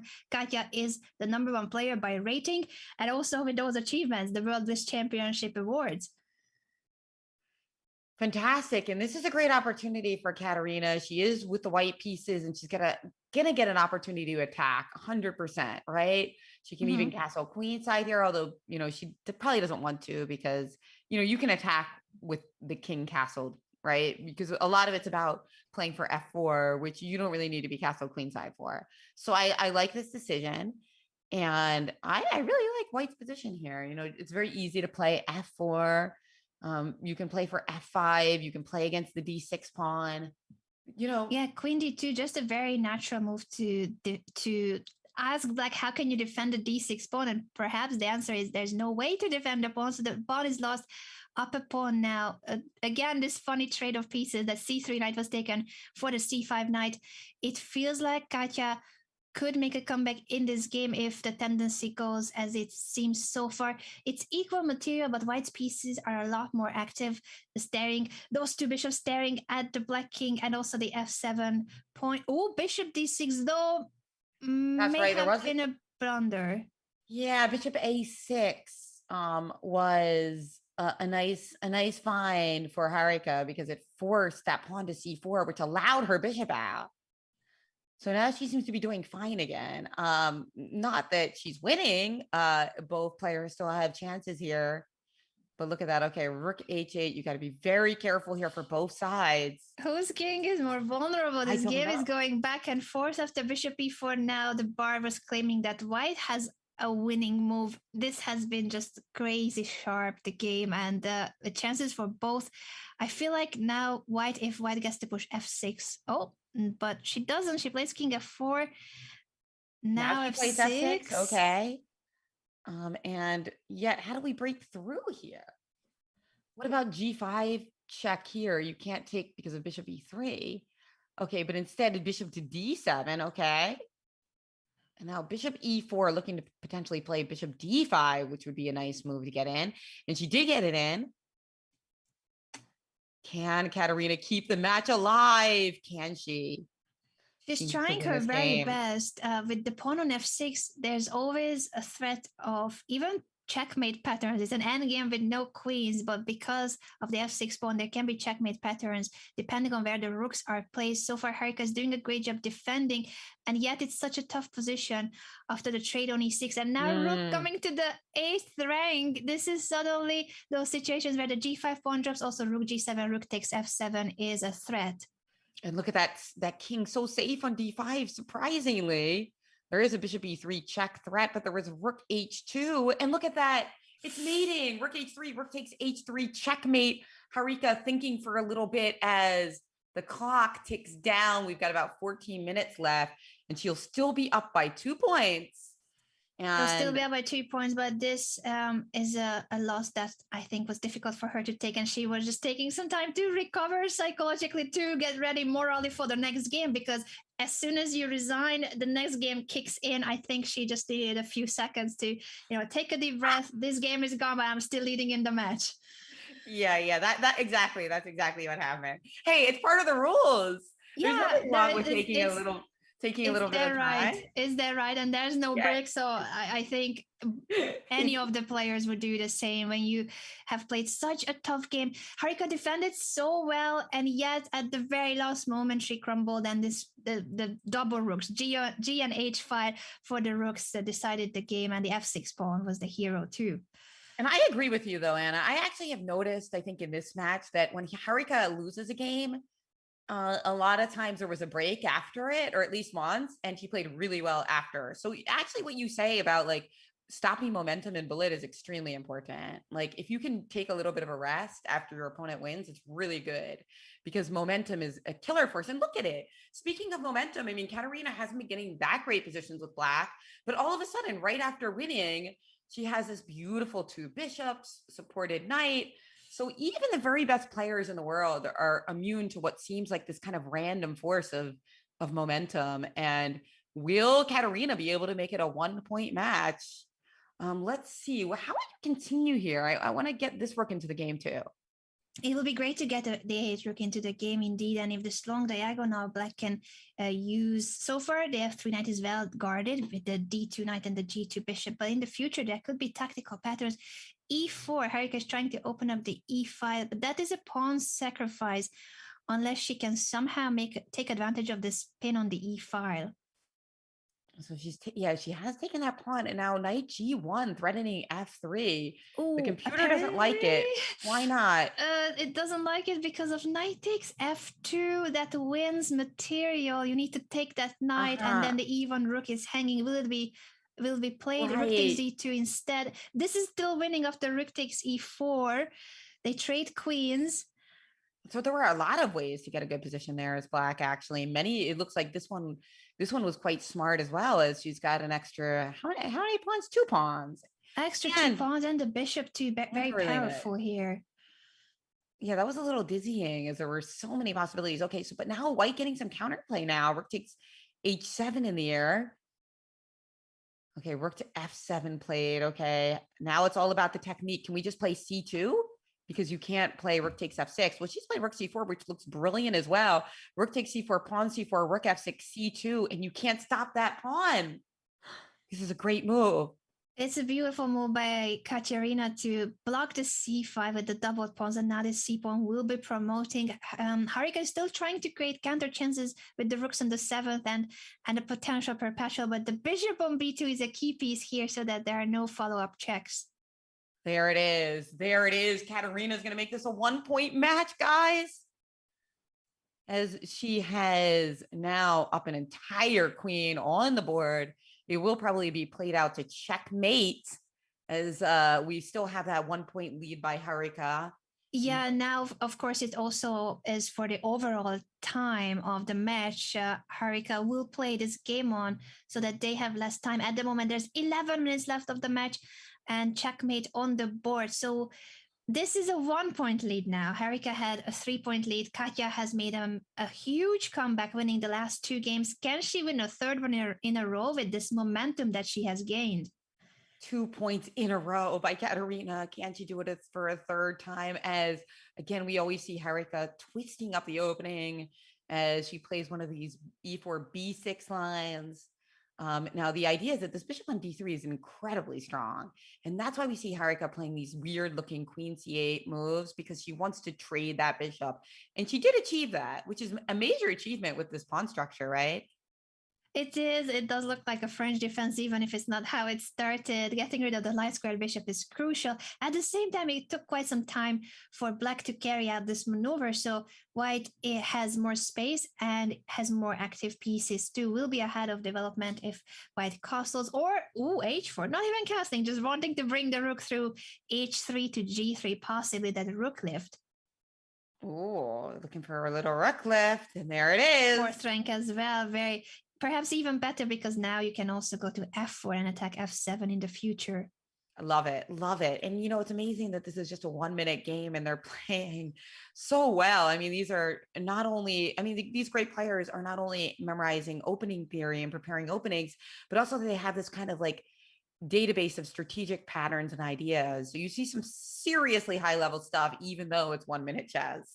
Yeah, they play so much better in bullet chess than I could ever do in classical chess, and that shows the difference. These are the two strongest, the top two female players, not the number one, number two, but among the very best of the best. Katya is the number one by Blitz rating, and Harika, I believe, currently is number 14, but she took down two of the favorites of the event, Alexandra Kostenyuk and Anna Muzichuk, to qualify to the semifinals. So even if not by rating, but by performance, she is among the favorites now to qualify to the final and maybe even win it. Who knows if she continues like this? Yeah, because online blitz is different. There are different skills to it. And I mean, Arika mentioned in one of the post-game interviews that she was actually 2800 plus on chess.com before. But like, let's take a look here what's going on, because it's a very odd position. Like white's pawn structure looks terrible, but on the other hand, the most exciting pawn is this pawn on b2. So I don't know what's going on. Black needs to get some counterplay and a beautiful pawn of her own ASAP, and that's what she did. She's trying, but the b pass pawn is running too fast for now. The b8 square is guarded by all of black's pieces, but we shall see white can bring more. The knight now heading toward a6 or c6. Will the bishop also make it to a7 and try to undermine the blockade? I think you can. I think that's exactly what you can do, but take this pawn first. That was very clever of her. Bishop c5. What's that move? Let's see. Oh, to go knight e7 and knight c8. Well, it doesn't matter anymore because now it's on a7 and king g2 stops the pawn from queening, and she just picks up the piece on b8. Okay, king h1, timeout to stop a queen. Katarina's about to make this a tied match, guys. What a comeback by Katerina. It seemed that she wasn't considering herself the favorite in bullet chess, and she started with a loss in the bullet portion. Harika had a 3 point lead, but now it's gone. There's only 7 minutes left of the match, and the score is tied again. And actually, you saw Harika resign immediately there, because now she actually wants more games, because she wants to have more chances to come back. Timer. Indeed, she knows that the time is running out, so she now needs to start winning again in bullet 2. Well, it's 10-10, guys, and I gotta say, I give them both a 10 out of 10 on their performance today, but sadly, we only have one winner, so somebody's gonna have to up it to 11 or 12. It's such a pity because I feel the same way. They would both deserve to make it through. Unfortunately, it's a knockout system. Unfortunately, one of them will be sad after the next few games. We shall see, though, whether it will be tied. Because if we run out of time and the match is still a tie, we're going to have a tiebreaker of a mini bullet match. I would love to see that. Oh yeah. I can't help but admit that as much as I'd like my special delivery chocolate bar, I would also really like to see that tie break. I'm gonna win, Jen. Don't worry about the chocolate. So let's see, 50 seconds here, a big 10-second edge here for Harika. That really matters. And I like her position too. It's a little easier to play in Bullet because she's got that extra space advantage. And now we see her doubling up the rooks. So could this be the break in Katarina's super streak, as she actually won 3 games in a row, for those of you who are keeping count? That has been an incredible comeback, but I agree with you that this position seems to be easier for white with the space advantage. Now, the e4 pawn is attacked and is going to be undermined unless white can support it with more pieces. I think for now it's the tactical decision that after bishop takes e4, rook e2 will pin the bishop, or taking on c5. To trade everything on e4 and then take on d6 could be the other way to get the pawn back. Yeah, and then white maybe has a slightly better pawn structure because a7 and c5 are both weak, but Harika chose rook e1 instead, and she's just piling up on e4. This is another way to win a pawn. Pawn takes d5. You can't continue to hold that pawn. And it looks like the computer hates the way that Katarina dealt with this. Because after the capture, you're winning the rook on e8. Rook takes e4, and the heavy pieces doubled on the e5 are winning the rook as well. So Katerina plays rook d4, hoping that the spin will win the piece back. But bishop f3, both queens are in the air. Great move. Bishop f3, amazing. And Harika retakes the lead as Katarina gets the white pieces. Can she even the score again with the win? We've only got 4 minutes left on the clock. That means 2 or 3 games, Anna. This has been such an exciting match. And Harika, after a 3-game loss streak, made a huge comeback. Also emotionally, when you're feeling perhaps a little tilted, perhaps it's not going your way, and she made a comeback now to take the lead again in the match. And look at that queenside castle. She's going for mate. Gotta love it in Bullet. This is not going to be easy for Harika to defend. Not at all. Just such a simple plan for white. Go get her. I wonder if we're going to see again h4, h5. It has been the theme in this match. It's not that simple to attack, but it's a good attempt to try to open up the king side, opposite side castling again. Now, you do have to watch out for b4 because losing the e4 pawn is very essential to your position. So she did take the time out to play queen a3, bolster e4, and now look at Harika going in for the attack with bishop e6 and queen a5, forcing knight d5 so that we could prevent a move like b4, which would cause complete disaster. Okay, but Harika is insisting with knight b4. The a2 pawn is hanging, and after the trade, the bishop's diagonal is open again. I wonder if there will be enough time for black to go back to a5, or will it be a5, a4 that she will try? Knight d4, I think, is a very important move to threaten to get rid of that dangerous bishop. Great move indeed. And look at this, knight c6 played instead of the more natural knight takes e6 as Lagno tries to keep on the pressure. 24 seconds to 30 seconds, time advantage for black, but there's still that extra 1 point for Harika, and that's why Katarina is going for it. Knight takes e7 is queen d4 check is a very dangerous type of idea because you can't move your king back, right? You have to either play, you either have to play f6 or go into the belly of the beast. Okay. f3. This game is so sharp with both kings being attacked. It feels like knight a4 is a theme as well here, a tactical pattern because of the pin, but Katarina simply moves the queen to d4, keeping it on the long diagonal, and there's no checkmate. And we could take this now, and there is no rook c4 because the bishop is protecting that square. Bishop d3, what about rook b8? Oh my God, the queen protects everything. 13 seconds left. Rook b2, queen a2 mate is now under threat. And the bar is saying now it's mate for white. White giving checkmate in 4. It was indeed the true power of the d4 queen, centralized, defending and attacking at the same time, and now it's mate with queen f7.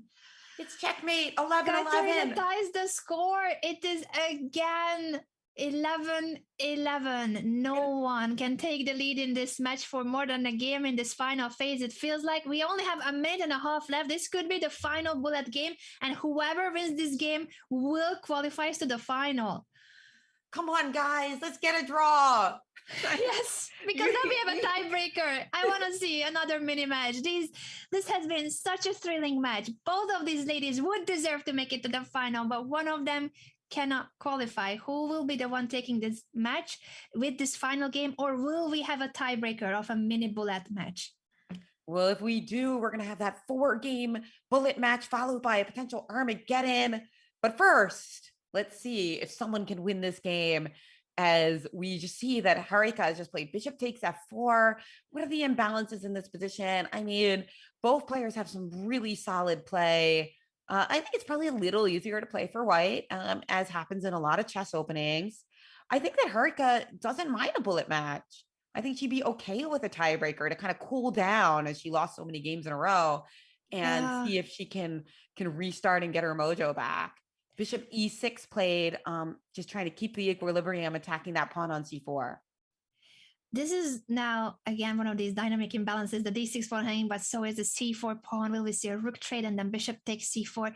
I agree with you, Jen, that maybe this game will be a draw and then we get to be treated for another mini match. It will be a mini match in bullet time control. If this is a draw, of course, we are nowhere near the end of the game, but we are near the final end of the timer. Actually, it already has run out. It's 0-0-0-0 officially, the overall timer for the bullet portion. So if this game is won by any of the players, that player wins the match.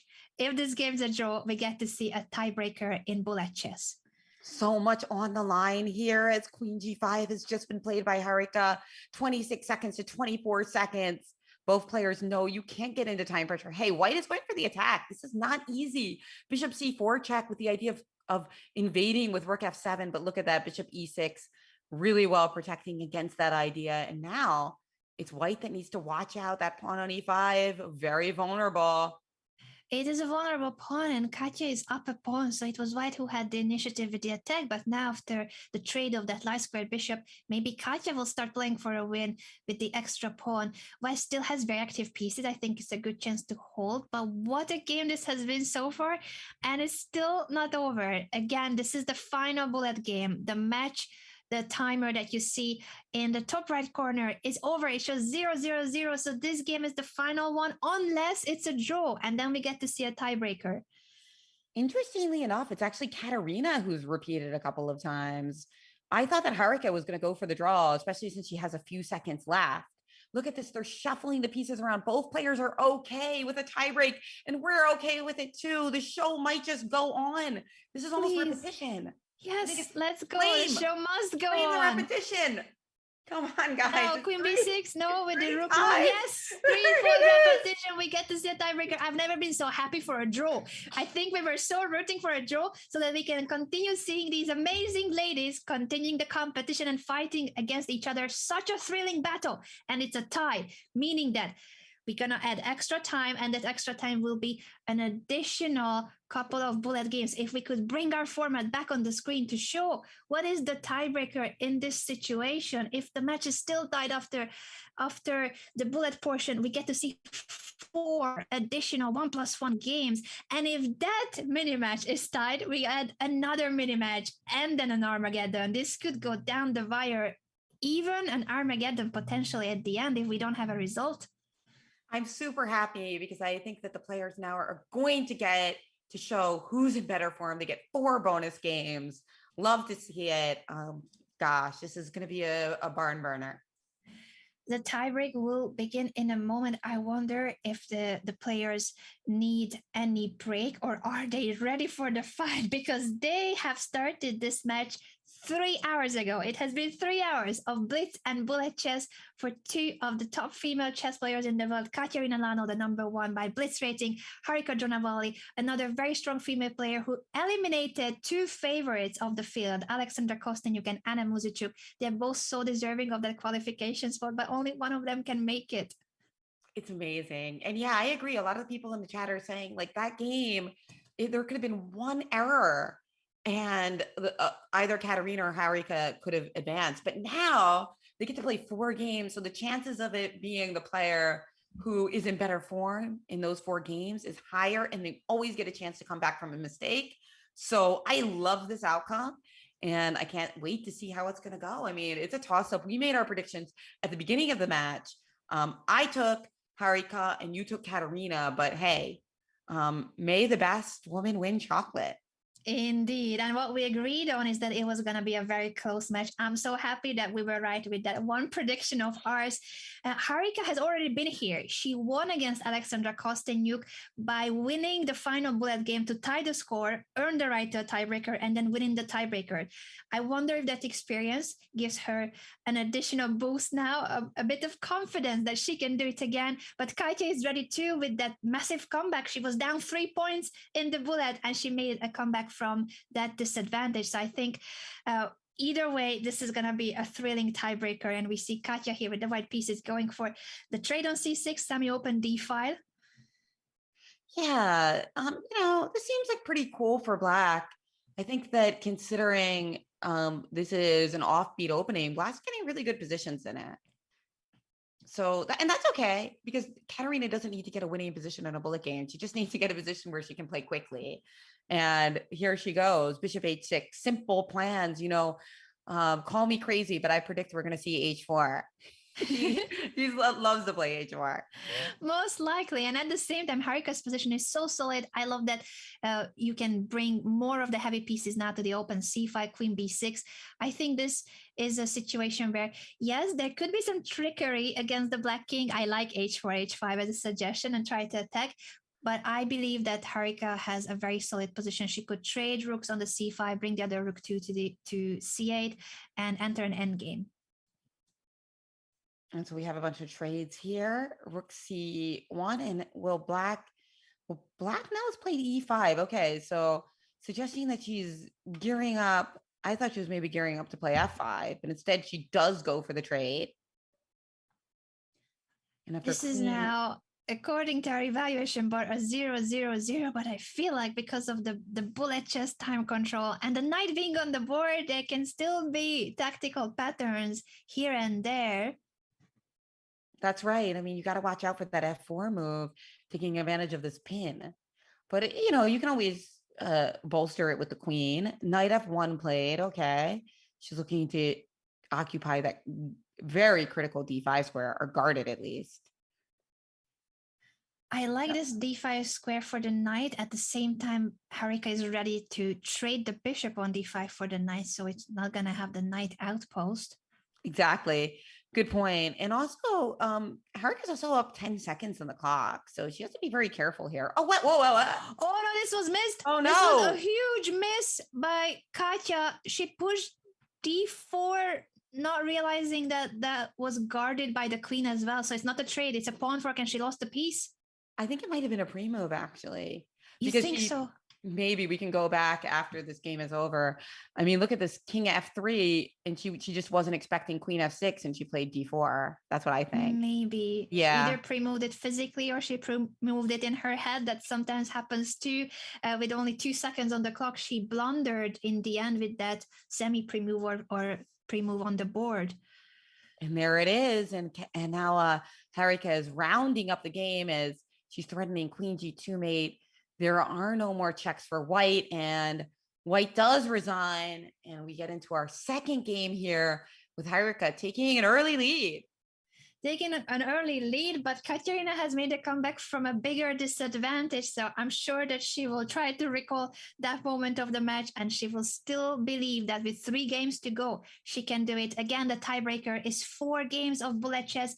Harika Dronavalli with a 1-point lead, but there will be 3 more games at least. Right. Yeah. Well, two, right? Yeah. But this one, sorry, I didn't explain it well enough. This game and 2 more, overall 3 games. And if there will be a tie, if Katya makes a comeback, we could see even more games with another mini match of bullet chess. Yeah, that's right. People were asking about that in the chat. If this is tied after 4 games, we play an additional 2 1-minute games, and only then going to Armageddon. So, hey, clear your afternoon. Certainly, don't go anywhere because this match has been a thriller. Both of these ladies fighting so well, very deserving of qualification, but it's a cruel system, a knockout system where only one of them can qualify to Saturday's final. It is, I know. It's cruel, but it's the way it has to be. Only one woman can stand the top of the women's speed chess championships at the end. Let's see now what's going to happen with the knight on b4 that's being attacked by both the rook and the queen of white. a5 to support the knight, but that means the b6 pawn is now vulnerable. That's right. You can just take it right away. Or play rook takes b4 because after queen takes b4, it's 2 pieces for the rook. Oh, and those are good. The 2 pieces are juicy in the middle game. Well, I don't know if would you call this a middle game or an end game? I guess it's still in middle game, but one more pair of pieces traded and it's going to look more like an end game. I agree with you that with one more trade, it will be more of an end game, and it's a close one because white does have the edge when it comes to 2 minor pieces versus the rook, and black doesn't have a pawn. Usually, it's a rook and pawn, and that's equal in value as 2 minor pieces. And just when I said it, the pawn was taken on c4, so officially it is equal material. But I still feel like the minor pieces here could be better if you get to activate them. Yeah, and that's exactly what Harika's trying to do. She's trying to get that knight a strong position on d4. Can she I wonder. play knight d4? I was Yeah, wondering.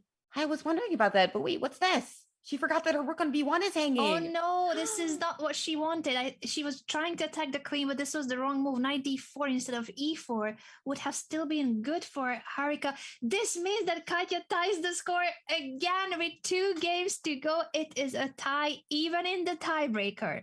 A tie in the tiebreaker. Oh God. Here we go again in this perk defense. What will Katerina try this time? She's putting her bishop on e2. I like that better. I didn't like having the bishop on d3. The bishop gets so dead on d3, right?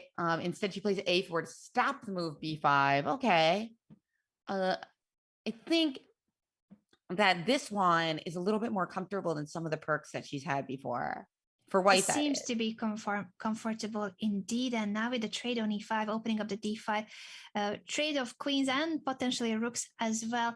But white's pieces are somewhat more active and there's more space for white on the queen side. So it is a slight advantage, maybe not that much of a deal, especially now that black is regrouping their pieces. Harika goes for bishop f8 to then bring the bishop over to c5 or b4. I like this maneuver a lot for Harika.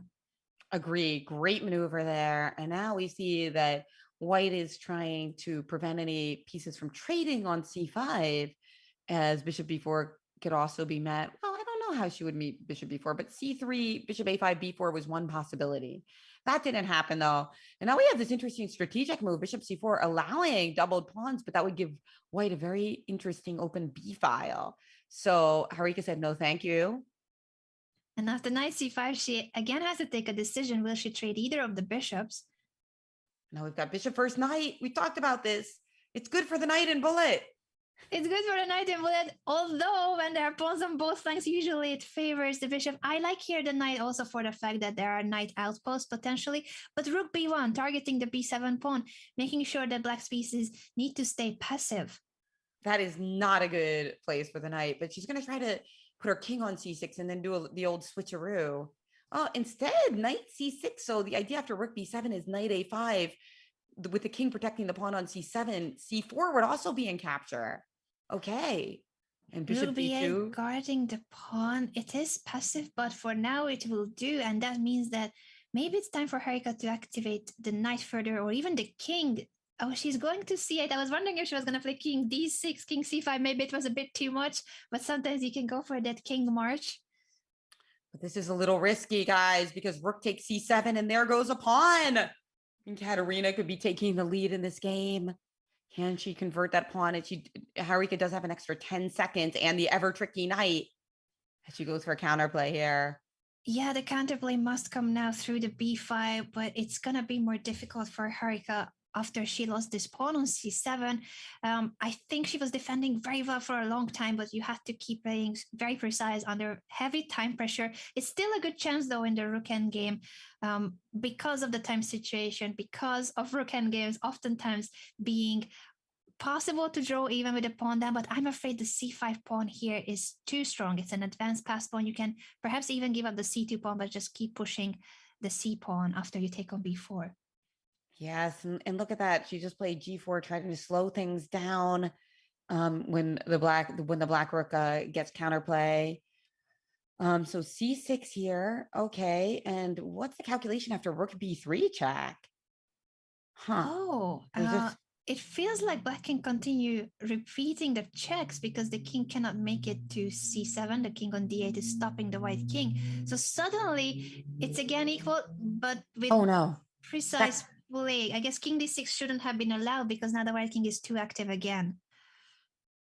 Such a back and forth evaluation board keeps It's jumping, bullet dancing. chess. It is bullet chess. Anything can happen, and anything will happen as the players now with all of the pawns being traded. Look at that rook just giving that perpetual check.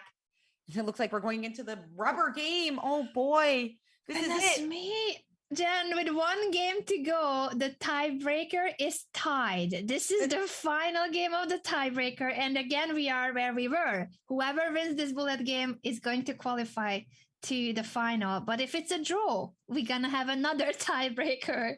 What a save by Harika in that position that looked like it was dead with a beautiful C pawn. But hey, it all comes down to this. Katarina wins, she goes to the final. Harika wins, she goes to the final, or the viewers win and we get 2 more games. So no matter what, knight d5 has been played. Okay, queen just goes back to d8. I think we are rooting for the tiebreaker of the tiebreaker. Imagine it could be a first in history. We have seen a few tiebreakers in speeches, but I don't think we ever needed a tiebreaker of the tiebreaker. And then the tiebreaker of the tiebreaker of the tiebreaker could also happen as Harika looks to put another pretty knight on d5.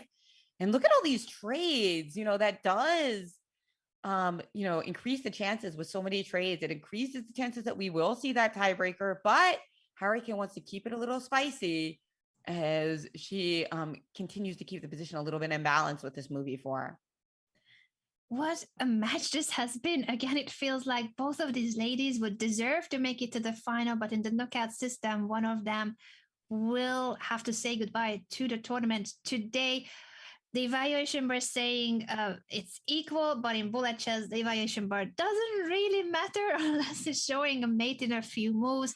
Again, anything could happen. Mouse slips can happen, bigger blunders. There have been very few big mistakes in this match. But now, C4. Black was trying to break through, but maybe it wasn't the right moment.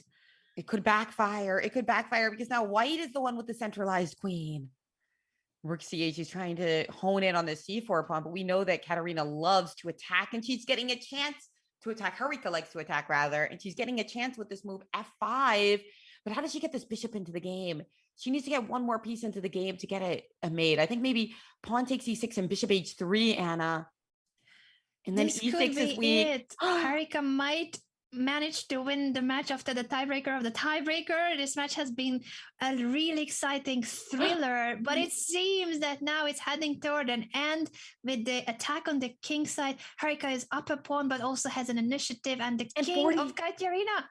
40 seconds extra on the clock. Bishop e4, queen h7, mate is a threat. Oh boy. The bishop c8 stopping rook g4 check. Good idea by Katerina. This could be the decisive final game. The match is tied, but this last bullet game of the tiebreaker seems now will be decided. Harika could have taken an f6, which have been perhaps even faster, but this wins the queen, and I think this is match over. Harika Dronavalli qualifies to the final in a tiebreaker after a very tied match. Both of these amazing ladies would have deserved that qualification so much, but in the end, Harika is the one with the smile on her face. What a match. What a match. Huge clap. So impressive. I got to tell you, man, I mean, that was the tightest speed chess championship match in the entire women's speed chess champ so far. I mean, this has been incredible. Very sorry to see one player knocked out there. It has been fascinating to see the match. I was so hoping for a tiebreaker of the tiebreaker, but at the end, we had to have a winner in the knockout system. We will take a very short break to bring the players in. So don't go anywhere. We are going to talk to both Harika and Katja and let them tell you guys about what this match felt like from the inside.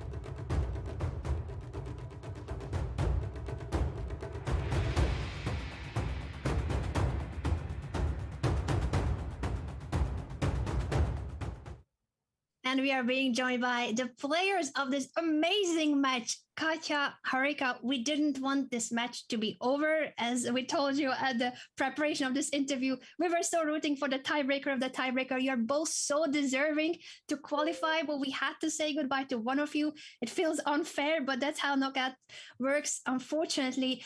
Katja, I would like to ask you first, since we will need to say goodbye to you. How did you feel about this match overall? And did you think you had a chance for this amazing comeback in the bullet when Harika was leading with 3 points? Well, I think I made a huge mistake in the last game that I didn't continue to play it. I had to play it. I was a pawn up, and somehow I started to repeat the moves, and and I couldn't stop. So that's where here I lost, I think, my good chance to win, because it was the last game and I was a pawn up in a safe position. So I was not happy about it. But okay, I didn't see the plan, but at least I could move something and then to to see, yes, to try at least. But well, okay, it's a bullet game and everything can happen. And I think that today Harika shows better than me. So. Well, Harika, it was a dazzling match. What kind of is most memorable for you after this like roller coaster of a day? To be frank, I started feeling a little bit pressure after, like, when I started having lead. I think somewhere I lost the position and feel of the positions. I was just trying to play and defend, and I think that was my major mistake. Before that, I made some blunders. I missed, but then I came back, so it was all okay. But I think it was like once I started feeling that if I lose this match, I would lose, like, the whole match. This started giving me pressure because it's just like near to final. I think I made certain mistakes, but then when we went into tie breaks, as Lagno told, she got winning position. I think one of the rook ending must be winning definitely. Where she didn't maybe she didn't find the best moves. So I think that was the crucial moment. Once I could save that position, I played in like at least better mood and just try to play best chess. Once you lose the fear, you just try to concentrate on the game. So it was very tough match. I think both of us, like any moment it could have gone either way. I'm just happy that it worked today for me. And this is already the second tiebreaker that you win. Harika, you are becoming our specialist in the field of playing these tiebreaks. Well, we wish to see Katja in the future back at these events, because we honestly thought that if we could, we would make both of you ladies move forward. It felt like it was a match that was going to go on forever and ever, head to head. If we had another hour to play, maybe it would still be tied after another hour. So thank you so much for such fighting spirit, for giving us such a thrilling match to follow. We felt like even though speed chess is a very crazy fast time control, you play such high level chess and there were very few big mistakes. There were almost no mass slips or big blunders. It was just high level chess overall, even in bullet chess too. Thank you. Thank you. Outstanding. Absolutely. Oh, I have one more question for you ladies. What's your favorite type of chocolate? Jen, are you telling Harika and Katja that we made a bet on them? I said Katja will move to the finals. Jen said it's going to be Harika, and there was a very fancy chocolate at stake. It's a big prize. Sorry. Milk chocolate, dark chocolate, peanut butter. Come on. They're all of the above. You mean online time control or? No, chocolate. Ah, okay. So Jan has won a chocolate bar from me because she said, Harika, that you are going to win. I said Katja is going to win, and I'm going to have to send a package to Jen now. Yeah. Yeah, but as for the time control, Katja, we are interested in that. Are you more in favor of the bullet or the 5-minute? What do you prefer? Well, I'm not. Of course, it's not bullet, and it's also not 5+1. So I mean, online it's a bit different. When you play over the board, I would say 3+2. is my favorite. But online, well, I really don't know. For sure, it's not bullet, but probably it's 5+1 when I have some more time to think. Because with this mouse, you know, you want to make a move faster and it doesn't help you. So, well, I don't feel so much that this I didn't feel today good this time. 3+1 time control. So probably today, yes, today I would prefer 5+1. Harika, do you have a preference? And also another question to you: will you be watching tomorrow's semi-final between Hu Yifan and Lei Tingjie? The winner of that match will be your opponent in the final. I don't have any favorite exactly. Like Lagno told, I think 3+2 over the board is fun to play. But here it's actually like when I went from 5+1 to 3+1, I forgot the time. When I was like, I think better in Alec, and then I saw I was like having 12 seconds because I completely forgot I was playing 3+1. So there is no preference exactly. And about semi-finals tomorrow, I don't think I'll watch. I don't have any opponent in mind. I just want whoever best plays well tomorrow to win and come. My point is just to play my best as possible on the board. So I don't think so much about others. Well, We you wish guys you did the best of luck for that, Jen. Sorry, I didn't mean to cut you there. No, it's totally fine. I was just going to say they did a great job of showing us great chess and all time controls. It was an incredible show. Thank you guys very much for the thrills and spills, and especially the thrills. And good luck to Harika, and thank you, Katja. Thank you so much to both of you for the match. Good luck, Harika. Thank you. Bye. What a match this has been. I feel like we really deserve that tiebreaker of the tiebreaker. So that it would go on forever and ever, but it cannot be the case. It is a knockout stage, and Harika Dronavalli is in the final to play for the $20,000 first prize against either Hu Yifan or Lei Tingjie. This match will take place tomorrow.